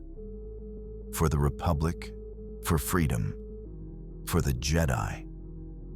The fleet jumps to hyperspace, racing toward Coruscant while Vader's armada heads in the opposite direction, toward the now empty asteroid base. The infiltration of Coruscant is the most dangerous operation the New Order has ever attempted. But they have allies now. Rebels within the Imperial structure who help them slip past security. A sympathetic admiral provides false transponder codes. A rebel cell in the Senate district creates a diversion, setting off explosions that draw military attention away from the palace. The Jedi move in small groups through the Undercity, converging on the Imperial Palace from different angles like a tightening noose. They wear civilian clothes to blend in, their lightsabers hidden. Kyle leads one team through maintenance tunnels. Lyra's group poses as senators, heading to a committee meeting. Jaren and his team infiltrate through the cargo bays. The masters move separately, each taking a different route to avoid detection. The coordination is perfect, honed by years of training together and their deep connection through the Force. They strike during a state ceremony, when Palpatine is making a public address about the upcoming total victory over rebel terrorism. The Emperor stands on a grand balcony overlooking thousands of Imperial officers and dignitaries, his voice amplified across the chamber. Today marks the beginning of the end for those who resist order. My forces even now move to crush the last remnants of the treasonous Jedi. By tomorrow, their leadership will be ashes, and the galaxy will finally know peace under Imperial rule. No more Jedi, no more rebellion, only order. As the crowd applauds, the lights suddenly go out. Emergency power activates after a moment, bathing the chamber in red emergency lighting. And when the lights stabilize, 30 Jedi stand throughout the chamber, lightsabers ignited, their blades creating points of light in the dimness. They've appeared seemingly from nowhere, positioned strategically around the balcony and throughout the crowd. Palpatine's smile doesn't waver, though his eyes narrow with calculation. Ah, the last of the Jedi. Come to die in my throne room. How poetic. You should have stayed hidden. At least then you might have lived a few more days. Obi-Wan steps forward from the crowd, his blue blade held in a defensive stance. It's over, Palpatine. Your fleet is chasing ghosts while we're here at the heart of your power. Surrender now, and we'll show you more mercy than you've shown the galaxy. Palpatine throws back his head and laughs, the sound chilling in its genuine amusement. Mercy? From Jedi? You truly have learned nothing. Very well. If you wish to die here, I shall oblige you. But first, let me show you what true power looks like. He raises his hands, and the chamber erupts in chaos. Force lightning arcs from his fingertips, not just at the Jedi, but at his own Imperial officers as well. Dozens of men and women scream as the dark side energy tears through them, their bodies convulsing before falling lifeless. Palpatine's message is clear. Everyone is expendable in his pursuit of power. The Red Guard, Palpatine's elite protectors, move to engage the Jedi with their force pikes crackling. But the Knights are ready. They've trained for this moment, drilled scenarios of facing multiple opponents in confined spaces. Kyle deflects a pike thrust and force pushes his attacker into two others, creating an opening. Lyra uses her stealth techniques to appear behind a guard, disabling him with a precise strike to his weapon. Jaren meets his opponent head-on, his yellow blade clashing against the pike in a shower of sparks before he overwhelms the guard with aggressive strikes. Within seconds, the Red Guard lie disabled or dead, and the Jedi form a tightening circle around Palpatine. But the Emperor is not concerned. He spread his arms wide, and the power of the dark side floods the chamber like a tidal wave. The air itself seems to crackle with malevolent energy. Jedi are thrown back by invisible hands, their lightsabers flickering as the dark side presses down on them. Palpatine's face contorts into something inhuman, his yellow eyes blazing with hatred. You think numbers will save you? I am the dark side incarnate. I have studied its secrets for longer than any of you have been alive. Your pathetic attempt at unity means nothing against true power. He gestures. One of the younger knights, a Mirialan woman, is lifted off her feet, choking as invisible hands crush her throat. The other Jedi reach out through the Force to help her, their combined power breaking Palpatine's grip and allowing her to fall back to safety, gasping for air. The Emperor's eyes narrow. Interesting. You've learned to work together. The old Jedi never managed that level of coordination. Perhaps you are more dangerous than I thought. He launches himself forward with preternatural speed, his red lightsaber igniting mid-leap. He targets Yoda first, recognizing the ancient master as the greatest threat. Their blades meet in a clash that sends shockwaves through the Force. Yoda matches him strike for strike, but Palpatine's power has grown in the years since their last duel. He presses the attack viciously, forcing Yoda back. But before he can capitalize, Mace Windu enters the fray from the side. His purple blade seeks Palpatine's exposed flank, forcing the Emperor to defend on two fronts. Then Obi-Wan attacks from behind, his Form 3 creating an impenetrable defensive line that gradually pushes forward. Shak Ti and Plo Koon coordinate attacks from opposite angles, their strikes timed perfectly to exploit any opening. Palpatine finds himself surrounded by 5 masters who move with perfect synchronization. But the Emperor is not simply a duelist. He's a master of the dark side's full arsenal.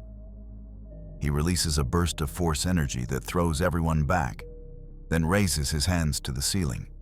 With a terrible cracking sound, massive chunks of durasteel and stone tear free, falling toward the Jedi like meteors.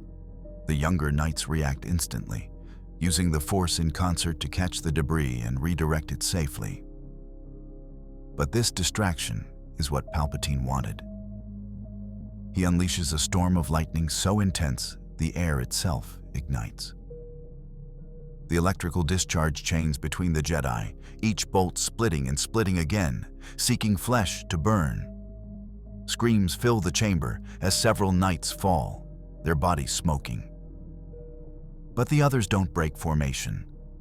Mace Windu channels the lightning through his blade, using Vobpad to turn the dark side's power back against itself. A massive beam of energy rebounds toward Palpatine, forcing him to defend. In that moment of distraction, Yoda leaps forward with his lightsaber aimed at Palpatine's heart. The Emperor barely twists aside, the blade cutting through his robes and drawing a line of blood across his ribs. For the first time, genuine concern crosses his face. He's injured, and they're coordinating too well. Every time he focuses on one opponent, others strike from unexpected angles. This is the new generation's strength made manifest. Perfect teamwork, overwhelming individual power. Palpatine backs toward his throne, his attacks becoming more desperate. He hurls statues at them with the Force. He creates illusions, making copies of himself that attack from multiple directions. He calls upon ancient Sith techniques, draining life force from the corpses of the fallen Imperial officers to fuel his power. But the Jedi counter everything, their unity unbreakable. Kale finds an opening and rushes forward, his yellow blade singing through the air. Palpatine parries. But the young knight's strength is immense, fueled by righteous anger at all the suffering this monster has caused. Each strike drives the Emperor back another step. Lyra appears from stealth, her blue blade seeking Palpatine's weapon hand. He force pushes her back, but in doing so leaves himself open to Jaren's attack from above. The Zabrak strike is millimeters from decapitating the Emperor when Palpatine rolls aside, using decades of combat experience to barely avoid death. But he's breathing hard now, his power diminishing against the sustained assault. Obi-Wan sees the opening and calls out a command. Formation Xian, converging strike. The Jedi Knights execute the maneuver perfectly, forming 3 rings around Palpatine. The inner ring attacks low, forcing him to defend his legs. The middle ring strikes at mid-level, targeting his torso. The outer ring keeps any escape route closed, and the Masters move between the rings, their attacks coming from impossible angles. Palpatine's lightsaber becomes a blur of red light as he attempts to defend against dozens of simultaneous attacks. But even he can't maintain this forever. Mace Windu's blade finds its mark, cutting through Palpatine's left arm. The limb falls to the floor, still clutching the now deactivated lightsaber. The Emperor screams in rage and pain, his concentration shattered. His lightning lashes out in all directions, no longer controlled, just raw destructive force. Several more knights fall, but the rest press forward. Yoda's blade cuts across Palpatine's legs, dropping him to his knees. Obi-Wan's strike disarms him completely. Shak Ti and Plo Koon bind him with the Force, holding him immobile as the Jedi surround their defeated enemy. The Emperor, kneeling in a pool of his own blood, looks up at the assembled Jedi with hatred still burning in his yellow eyes. You think you've won? Even now, my fleet returns. Vader will come. He is mine, body and soul. You cannot save him, and without him, your precious rebellion will crumble. I am inevitable. The dark side will always return. Yoda shakes his head sadly, his ears drooping. Return it may. But today, defeat you have faced. Now justice will be served. For all those you've killed, all those you've enslaved, all the suffering you've caused. But before they can deliver the final blow, the chamber doors explode inward with tremendous force. Darth Vader has arrived. His fleet, having discovered the abandoned asteroid base, immediately returned to Coruscant when they realized the deception. He strides into the room, his red blade ignited, his presence in the Force like a black hole of rage and power. For a moment, the Jedi tense, preparing to face him as well after already being worn down by Palpatine. But Vader doesn't attack them. He walks past Kale, past Lyra, past Jaren, past all the assembled knights who fought so bravely. He walks past the masters who trained them, past Obi-Wan, who was once his closest friend. He walks until he stands directly in front of Palpatine, towering over the kneeling Sith Lord who made him into a monster. The Emperor looks up, confusion and anger warring on his face. Lord Vader, kill them. Kill them all now. Kill them or face eternal torment. I made you. I own you. You are nothing without me. Vader's breathing is the only sound in the silent chamber for several long moments. Then his vocabulator processes words slowly, each one heavy with decades of pain. No. The single word echoes with finality. You didn't make me. You broke me. You took a young man who wanted to save those he loved, and you twisted that into something monstrous. You told me I killed Padme. You told me there was no path back. You told me I was more machine than man. You filled my mind with lies and my heart with hate. But they showed me the truth. He gestures at the assembled Jedi without taking his eyes off Palpatine. These younglings, these knights who fight not from hatred, but from love, who embrace attachment instead of fearing it, who show compassion even to their enemies. They represent everything I could have been, everything the Jedi should have always been. You took that possibility from me. You turned me into this. He indicates his mechanical body with disgust. But Anakin Skywalker isn't dead. He's been screaming inside this armor for 20 years, and I finally heard him. Because they wouldn't stop trying to reach him. Because they saw me not as a monster, but as a victim who could still choose differently. And I choose now to defy you. Palpatine's eyes widen in disbelief and fury. You dare betray me? After everything I gave you? After I saved your pathetic life? You would be nothing but ashes on Mustafar if not for me. You are mine, Vader. Mine. He tries to summon lightning, but his injuries are too severe, his power depleted. The attack fizzles pathetically. Vader's response is quiet but carries the weight of 2 decades of suffering. You gave me nothing but pain. You didn't save me. You enslaved me. Every breath I take is agony because of you. Every moment of my existence has been torment. You told me I killed Padme, but it was your manipulations that led to her death. You isolated me, twisted my fears, and turned me into a weapon. But no more. He raises his lightsaber high, and Palpatine's confident mask finally cracks. Wait. We can rule together. I can teach you secrets, make you more powerful than you've ever imagined. We can reshape the galaxy however you wish. Just spare me. Vader's blade doesn't waver. You've taught me enough. And in one swift motion, he strikes down Emperor Palpatine. The Sith Lord's scream echoes through the chamber as his life force dissolves into the Force, his dark presence finally extinguished. His body collapses, nothing but a withered corpse in expensive robes, all his power and terror reduced to nothing. The chamber falls into absolute silence. No one moves, no one speaks. The only sound is Vader's mechanical breathing and the crackle of still ignited lightsabers. The Jedi stare at the fallen Emperor, hardly believing it's over. Decades of tyranny ended in a single stroke. Vader stands over the body of his former master, his damaged suit sparking, his shoulders heaving with the effort of that final choice.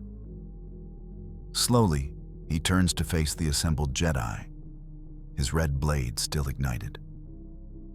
For a long moment, no one knows what will happen next. Then Obi-Wan steps forward, deactivating his lightsaber and clipping it to his belt. He walks across the blood-stained floor, past the bodies of fallen knights and Imperial officers, until he stands directly in front of Vader. The Dark Lord could kill him with a single strike, but Obi-Wan shows no fear. He looks up at the mask that hides his former friend's face. "Hello there, Anakin. It's been a long time." Vader's mask tilts slightly, his vocabulary crackling with emotion. "Obi-Wan. Aye, that name. I haven't heard it in so long." Obi-Wan's voice is gentle. "It's who you are. Beneath the armor, beneath the titles and the darkness, you're still Anakin Skywalker. And today, you made a choice that proves it. You chose light over darkness, freedom over slavery. You chose to save us instead of destroying us. That's who Anakin was. A hero." Vader's breathing becomes more labored, almost like sobs. "Anakin Skywalker is dead. I killed him on Mustafar with my own hands." Obi-Wan shakes his head. "No, old friend. He's been alive this whole time, fighting against the darkness. Why do you think you warned us about the fleet? Why did you hesitate in every confrontation with our knights? Why couldn't you kill them when they spoke of redemption? Anakin was there, screaming to be heard. And today, finally, you listened." Vader deactivates his lightsaber, the blade vanishing with a hiss. His mechanical hand trembles as he clips it to his belt. "I've done terrible things, Obi-Wan. Unforgivable things. I've murdered innocents, destroyed worlds, served a monster for 20 years. There's no redemption for what I've become. But perhaps there can be justice." He drops to one knee before Obi-Wan, bowing his head. "I submit to whatever judgment you and the Council decree. If death is the price for my crimes, I'll pay it gladly. Just, please tell me, did I truly kill Padme? Palpatine told me I did, but I never knew for certain." Obi-Wan's eyes glisten with tears. "You didn't kill her, Anakin. She died of a broken heart, yes, but not by your hand. She died giving birth to your children, knowing you'd fallen, but still believing in you. Her last words were that there was still good in you. She was right." Vader's entire frame shudders at this revelation. "Children? I have children?" Obi-Wan nods. "Twins, a boy and a girl. They're safe, hidden from the Empire. They don't know who their father is. I thought it better that way, to protect them from your shadow. But now, maybe someday they can know the truth. That their father was a good man who made terrible mistakes, but ultimately chose to do the right thing." Vader bows his head lower, and behind his mask, tears flow freely for the first time in 20 years. "Thank you, old friend, for never giving up on me, for protecting my family, for showing me a path back." Obi-Wan extends his hand. "Then let's find out what that something can become together." Vader hesitates, then slowly reaches out. His mechanical hand, stained with so much blood, clasps Obi-Wan's flesh and blood hand. The Dark Lord who terrorized the galaxy for 2 decades takes the first real step back toward the light. The other Jedi begin to move forward, surrounding not with hostility, but with cautious hope. Kyle speaks first, his voice showing the respect he's developed. You saved us, Lord Vader. By warning us, by killing Palpatine, you saved countless lives. That counts for something, Lyra adds softly.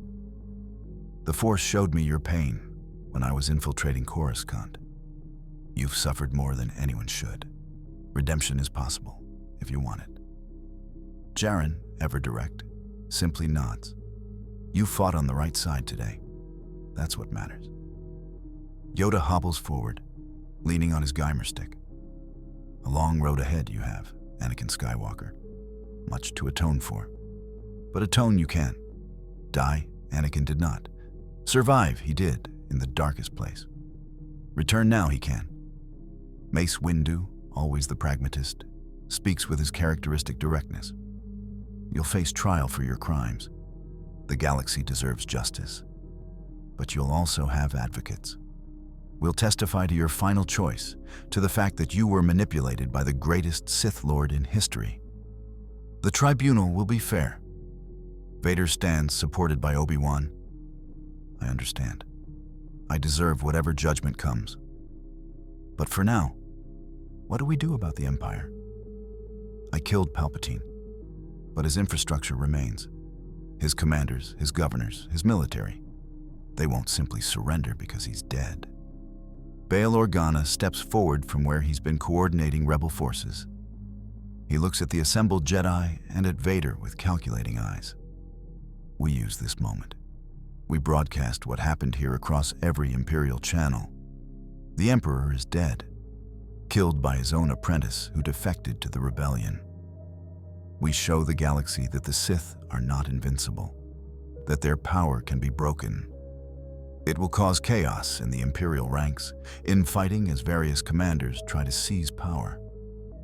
That chaos is our opportunity. Obi-Wan nods in agreement. The new Republic can rise from the Empire's ashes.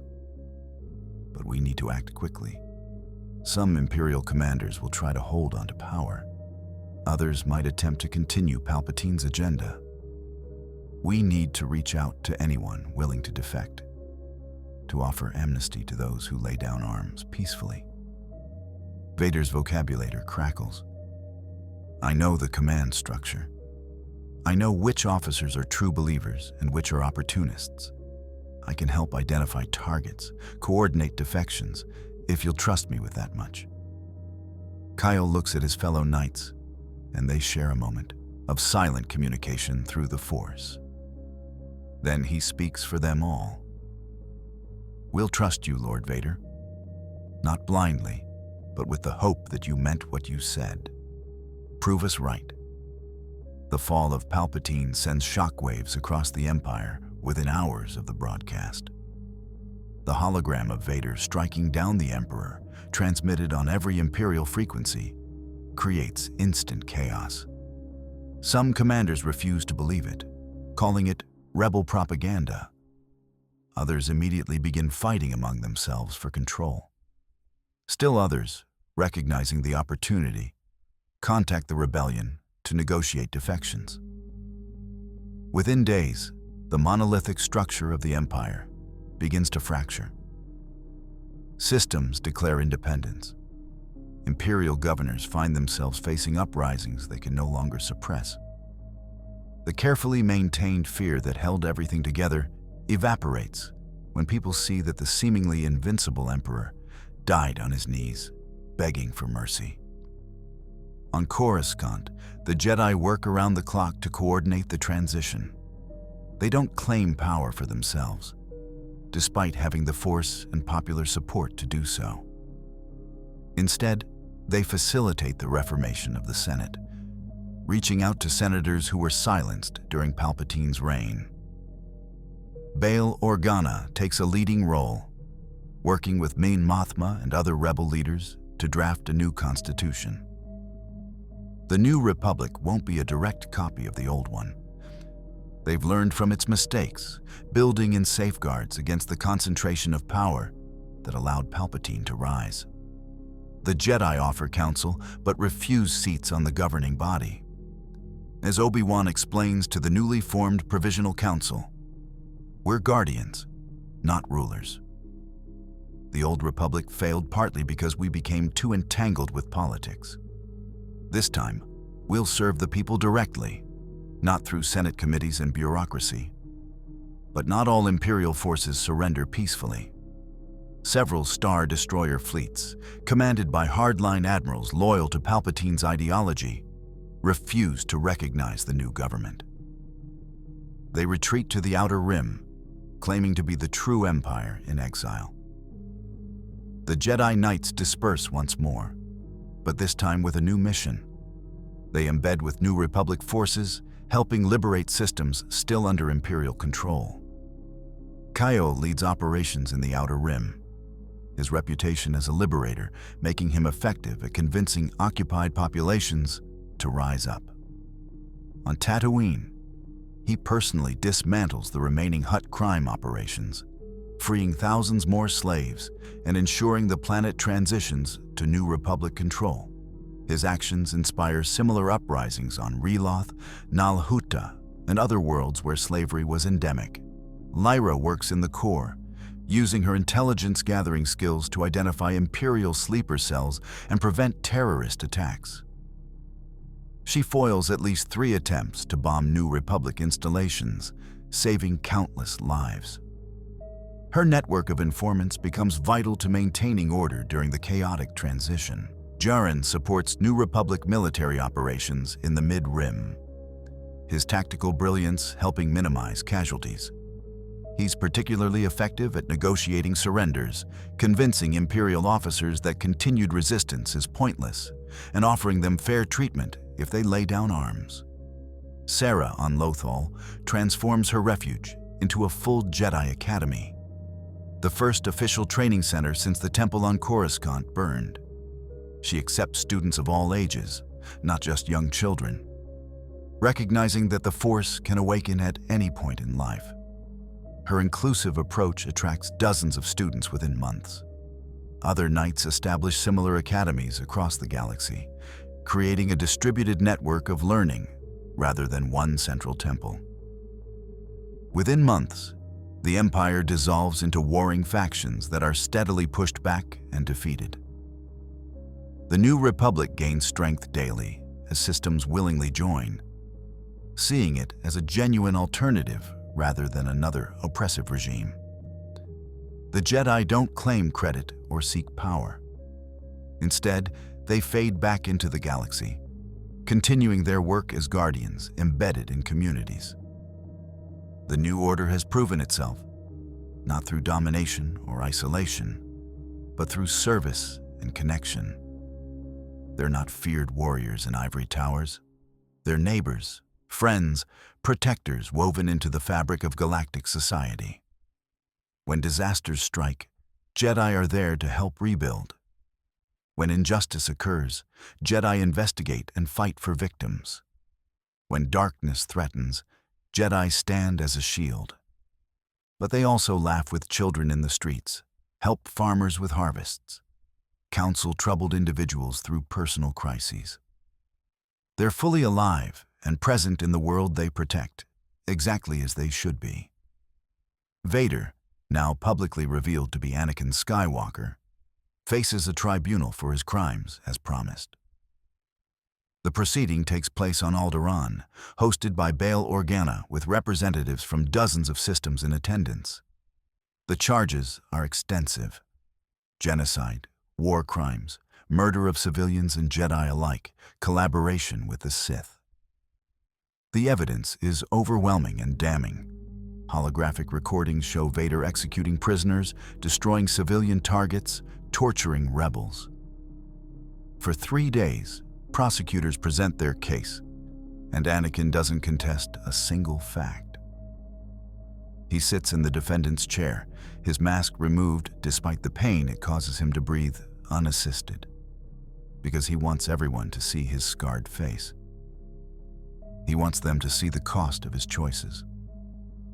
When asked to defend himself, he simply says, "Everything they've said is true. I did all of it and more. I murdered children in the Jedi Temple. I helped destroy Alderaan's sister cities. I tortured innocents for information I didn't even need. There is no defense for what I've done. I can only acknowledge the evil of my actions and accept whatever judgment this tribunal deems appropriate. If execution is the sentence, I'll face it without protest. I deserve death 1,000 times over." But then the Jedi testify. Obi-Wan speaks of Anakin's early years, of the good he did during the Clone Wars, of how Palpatine systematically isolated and manipulated him. He describes the Emperor's technique of grooming victims, of using their fears and attachments as weapons against them. This doesn't excuse Anakin's crimes, but it provides context. He was a victim who became a perpetrator, and while that doesn't absolve him, it matters for understanding how to prevent such falls in the future. Yoda testifies about the old Order's failures, how they created conditions that made Anakin vulnerable to manipulation. If more flexible we had been, if understood attachment we did, perhaps fall he would not have. Share the responsibility, we do. Mace Windu acknowledges his own role, admitting that he never trusted Anakin fully, that he pushed back against Anakin's training and treated him with suspicion. That wariness contributed to Anakin's isolation, making him easier for Palpatine to control. The Masters don't defend Anakin's actions, but they accept their share of responsibility for creating the conditions that enabled his fall. Then the Knights testify. Kyle describes how Vader warned them about the Imperial fleet, saving their lives at great personal risk. Lyra tells how Vader spared her during an early encounter, when he could have easily killed her. Jaren recounts meeting Vader in combat and seeing the hesitation, the conflict, the man struggling against his conditioning. They testify that Anakin Skywalker was still present, still fighting, still capable of choosing differently. And that final choice, to kill Palpatine and end the Sith, counts for something. It doesn't erase the evil he committed, but it shows that redemption is possible even from the darkest places. The tribunal deliberates for 2 days. The representatives argue passionately. Some demand execution, citing the countless victims who deserve justice. Others argue for mercy, noting that Anakin was manipulated from a young age by the most powerful Sith in history. Still others suggest a middle path, punishment that acknowledges both his crimes and his final choice. Finally, the tribunal reconvenes and delivers its verdict. The lead adjudicator, an elderly Twi'lek senator who survived Vader's occupation of her homeworld, speaks. Anakin Skywalker, you stand convicted of crimes against the galaxy. The evidence is undeniable, and you've offered no defense. By any measure of justice, you deserve execution. However, this tribunal also recognizes several mitigating factors. You were groomed and manipulated by Emperor Palpatine from childhood. You suffered severe trauma that was never properly addressed. You were failed by the Jedi Order's rigid rules. And ultimately, you chose to betray your Sith master and end his reign of terror at great personal cost. We sentence you to exile. You will surrender all rank, title, and authority. You will submit to removal of your cybernetic enhancements, except those necessary for survival. You will relocate to a remote world chosen by this tribunal, where you will live out your remaining days in solitude. You will never hold political or military power again. You will spend your exile in meditation and atonement, reflecting on your crimes and their victims. This is not mercy. This is an acknowledgement that you are both perpetrator and victim, that justice must be tempered with understanding. Anakin stands, his scarred face showing the first hint of peace in decades. I accept this judgment. Thank you for not choosing the easy path of execution. I will spend every day of my exile trying to understand how I became what I did. And perhaps through that understanding, I can help prevent others from falling as I did. The exile is arranged quickly. Anakin chooses a remote moon in the unknown regions, a place strong in the Force, but far from any populated systems. Before he departs, he has final conversations with the Jedi Masters and Knights who fought beside him. Obi-Wan visits him in his holding cell the night before departure. They sit across from each other, and for the first time in 20 years, really talk. Not as enemies, not as master and fallen apprentice, but as old friends who've been through hell together. I'm sorry, Obi-Wan, for everything, for falling, for hurting you, for becoming the very thing we swore to destroy. Obi-Wan's eyes are sad, but not accusing. I'm sorry too, Anakin, for not understanding what you needed, for being so bound by the Jedi code that I couldn't help you when you struggled. We both made mistakes. Anakin manages a weak smile. At least something good came from all this. Your new students, they're what the Jedi should have always been. Strong but compassionate, disciplined but emotional. They'll do better than we did. Obi-Wan nods. They'll build a better order because they learned from our failures. In a way, your fall, as tragic as it was, taught us what not to do. I just wish you could have been part of building this new order. Anakin shakes his head. My time is past. I'll spend my remaining years trying to find peace, trying to understand the Force in ways I never could while burning with hate. Maybe in isolation, away from all the pain I caused, I can finally hear Padme's voice again. Obi-Wan clasps his hand one final time. May the Force be with you, always. And may you find the peace you deserve. They embrace, and when they part, both have tears in their eyes. In his final conversation with the assembled Jedi before departing for exile, Anakin addresses them in a hangar bay on Alderaan. His small transport ship is prepared behind him, and dozens of Jedi, both masters and knights, have gathered to witness his departure. He looks at each of them, these young warriors who showed him what he could have been. I want you to understand something. What happened to me, I fall to the dark side.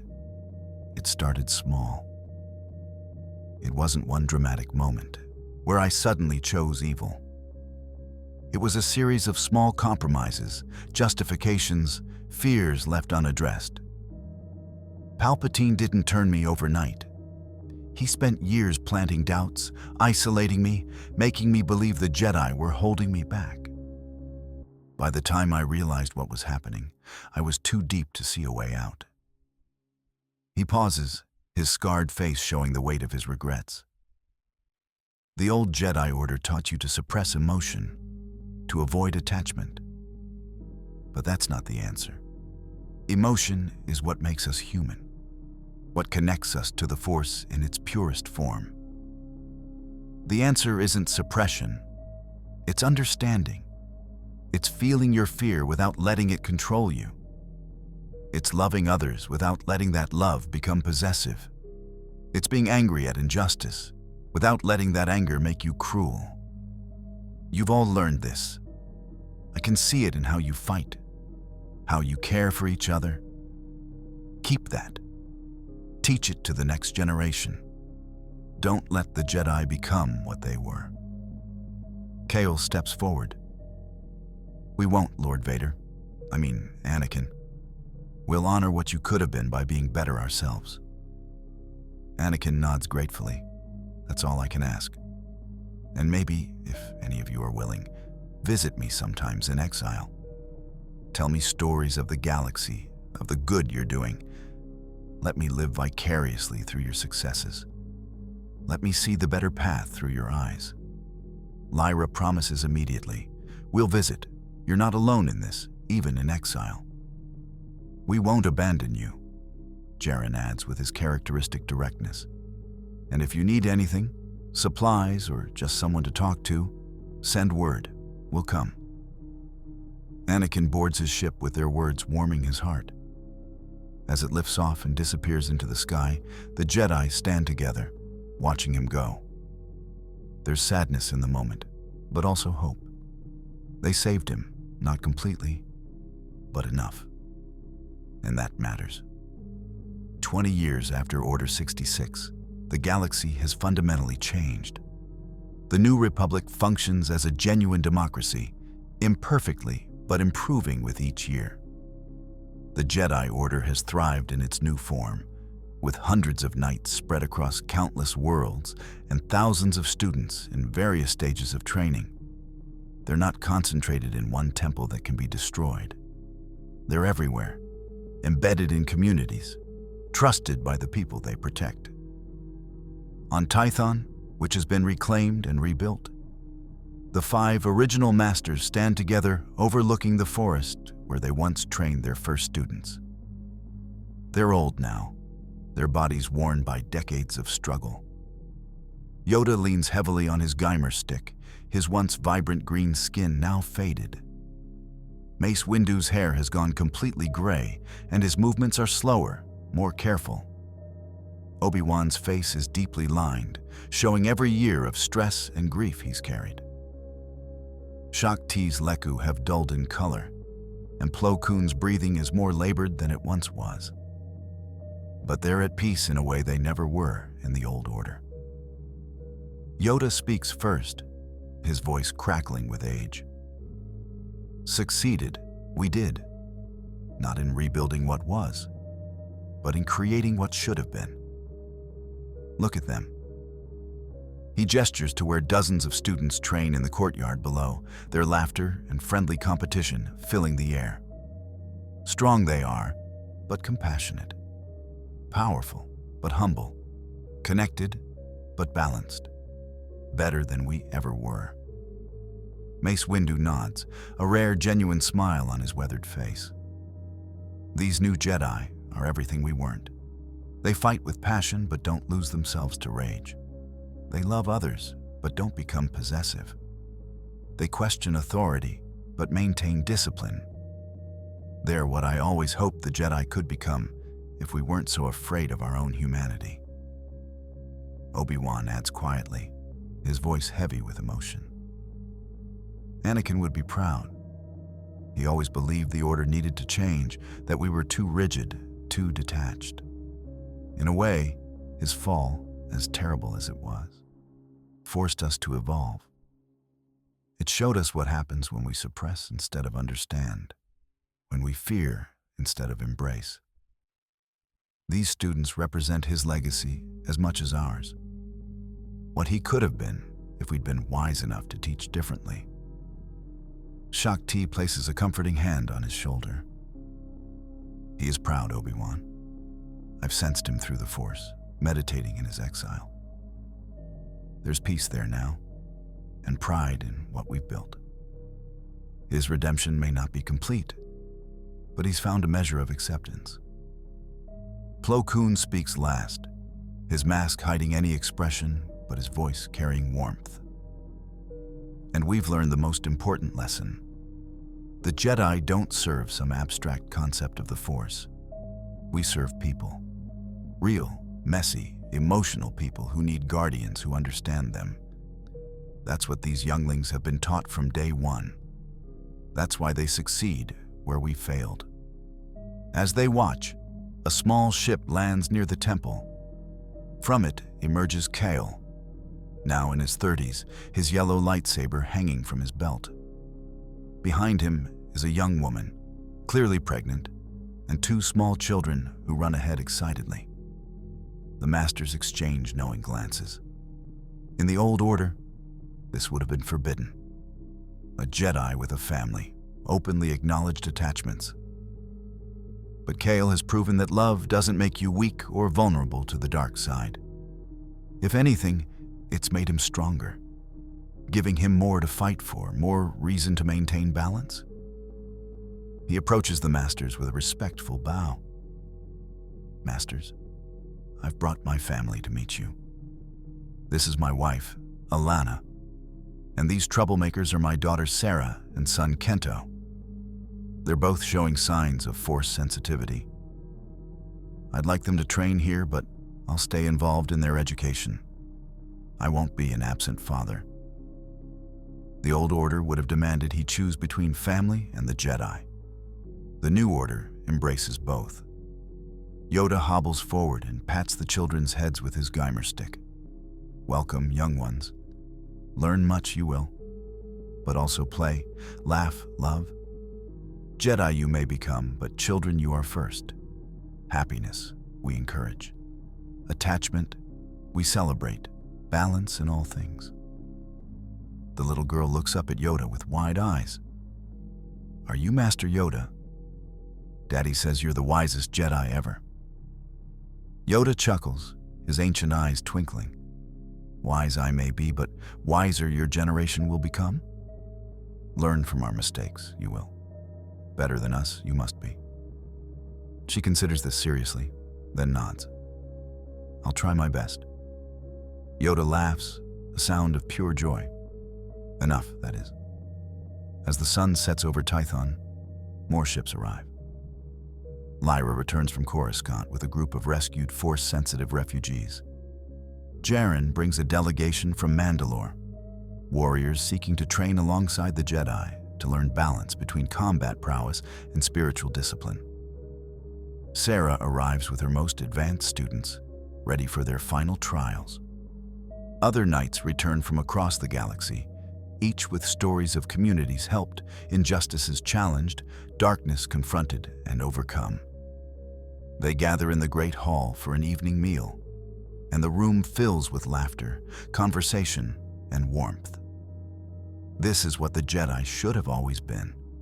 Not isolated monks studying dusty texts, but living, breathing, feeling people fully engaged with the galaxy they've sworn to protect.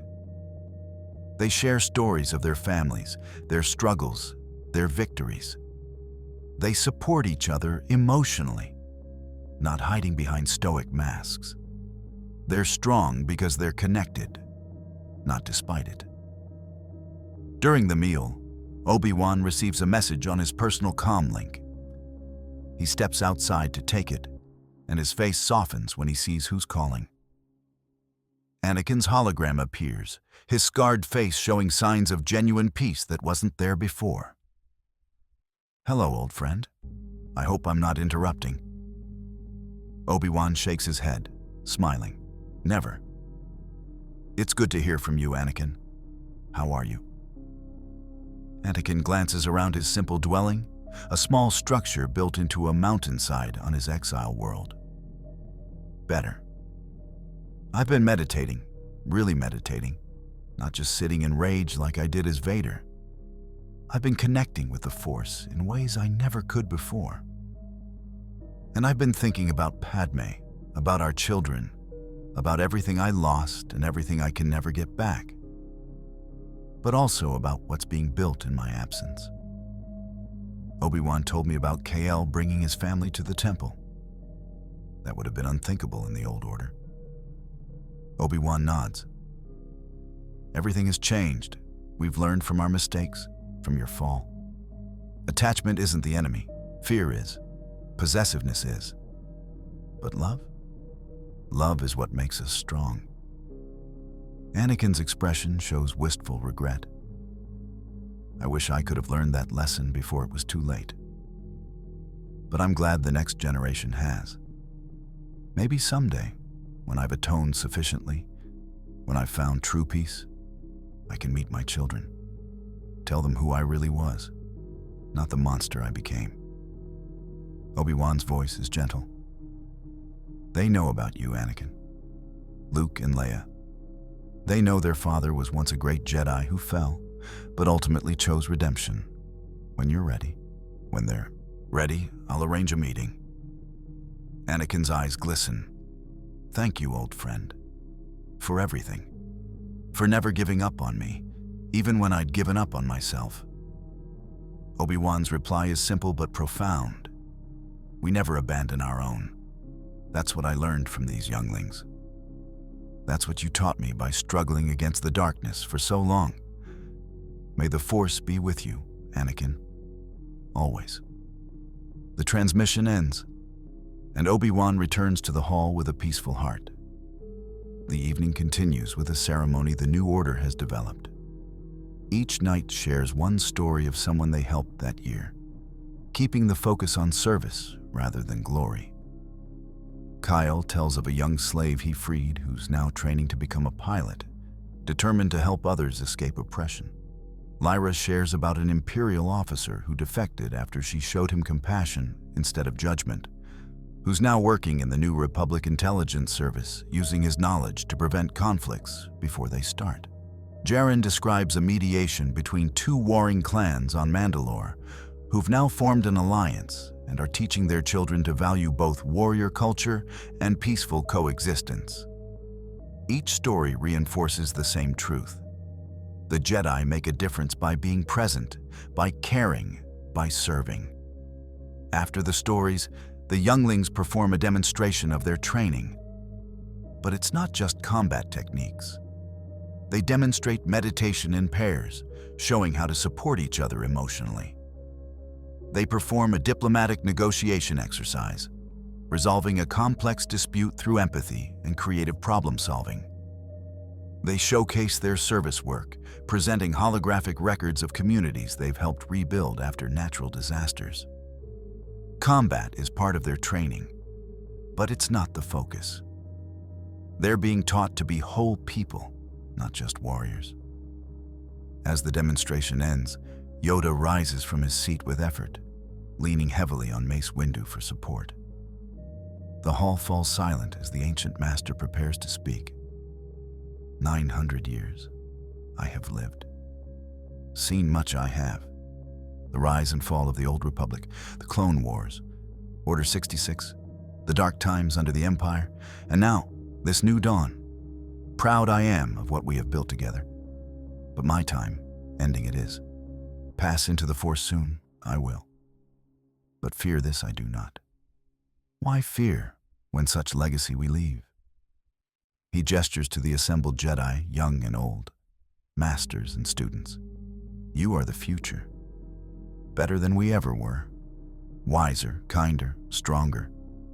The Force flows through you not as a tool to be wielded, but as a river to be joined.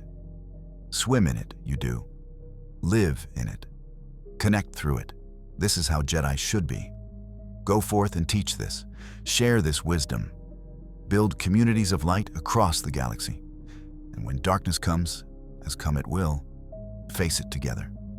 Alone, fall we do. Together, invincible we are. His voice cracks with emotion on the final words. Bless you all, the Force does. Protect you, it will. Serve well, and happy be. The hall erupts in applause, but it's bittersweet. Everyone knows Yoda speaks truth. His time is ending. But they also know his legacy will endure through everything he's taught them. 3 days later, Yoda passes peacefully in his sleep, surrounded by the masters who trained with him and the students who learned from him. He becomes one with the Force, his body fading as his consciousness joins the cosmic current. But his presence remains, a warm feeling that every Jedi can sense when they meditate. He's not gone, simply changed.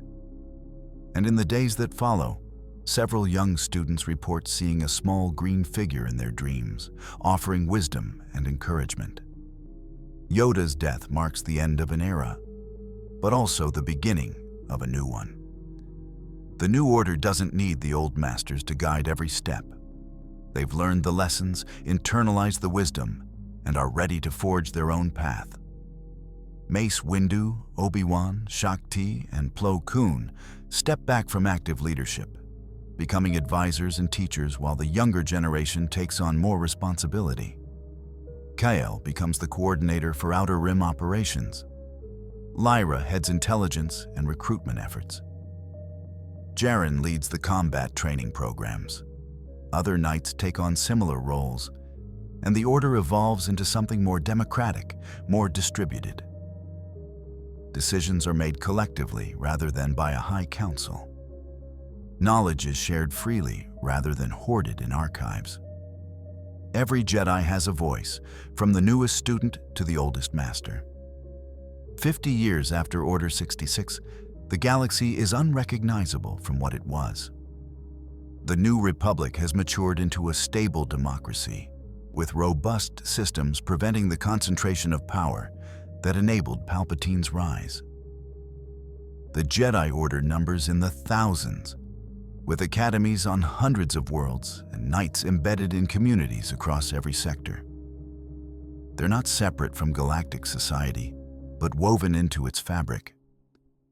When people think of Jedi, they don't picture distant warrior monks. They picture their neighbor who helps with harvests, the teacher at their child's school, the mediator who resolved a local dispute, the friend who listens when times are hard. The Jedi are real people, fully alive, fully present. And when darkness does arise, when threats emerge that require intervention, the Jedi respond not as conquerors, but as guardians. They fight with skill and passion, but never lose sight of why they fight. To protect, to serve, to preserve light against darkness. In a small dwelling on that remote moon in the unknown regions, an old man sits in meditation. His scarred face is peaceful, his breathing easier now that he's made peace with his past. He's Anakin Skywalker again, truly. No longer Darth Vader, except in memory and regret.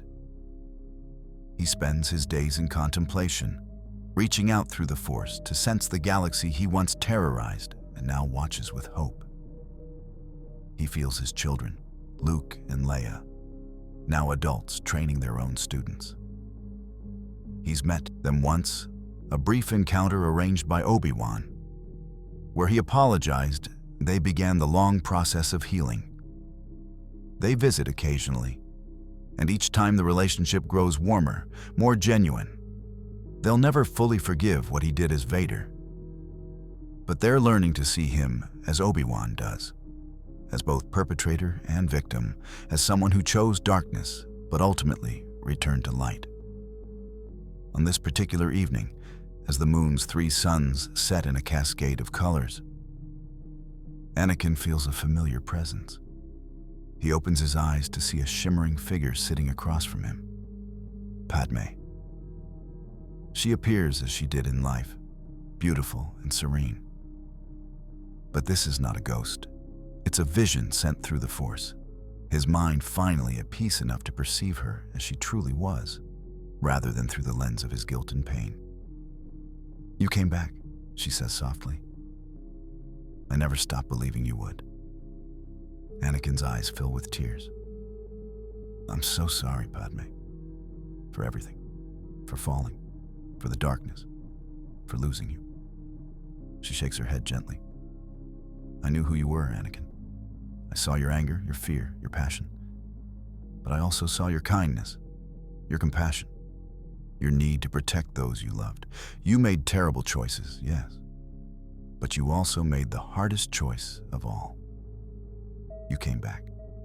That takes more strength than never falling in the first place." He reaches out, and though she's not physically there, he swears he feels her hand in his. "Our children, they're amazing, strong, wise, compassionate. Everything we hoped they'd be." Padme smiles. "Because they had good teachers. Obi-Wan raised them with love, and they're building the galaxy we dreamed of, a place where people are free, where Jedi serve rather than rule, where attachment is celebrated rather than feared. You helped make that possible, Anakin, by showing the galaxy what happens when we don't understand our emotions, when we suppress instead of acknowledge. Your fall taught the lessons that saved the Jedi Order. The vision fades as the last sun sets, but Anakin feels at peace. He's not redeemed, not entirely. The blood on his hands can never be washed away. But he's found acceptance, forgiveness from those who matter, and a sense of purpose in his exile. He's the cautionary tale that reminds every Jedi of the dangers of the dark side. But he's also the proof that redemption is possible, that no one is beyond saving if they're willing to make the hardest choice. And that matters. As the stars come out over his exile moon, Anakin Skywalker meditates under their light. Across the galaxy, thousands of Jedi do the same, connected through the Force, supporting one another, building a better future. The old order would have told them emotion makes them weak. The new order knows emotion makes them strong. The old order isolated themselves from the people. The new order lives among them. The old order feared attachment. The new order celebrates it. The old order failed and fell. The new order learned and rose. And as Anakin sits in his meditation, he reaches out one final time through the Force, sending a message to every Jedi who will listen. Don't make my mistakes. Feel your emotions, but don't let them control you. Love others, but don't become possessive. Fight for what's right, but remember why you fight. Stay connected to each other and to those you protect.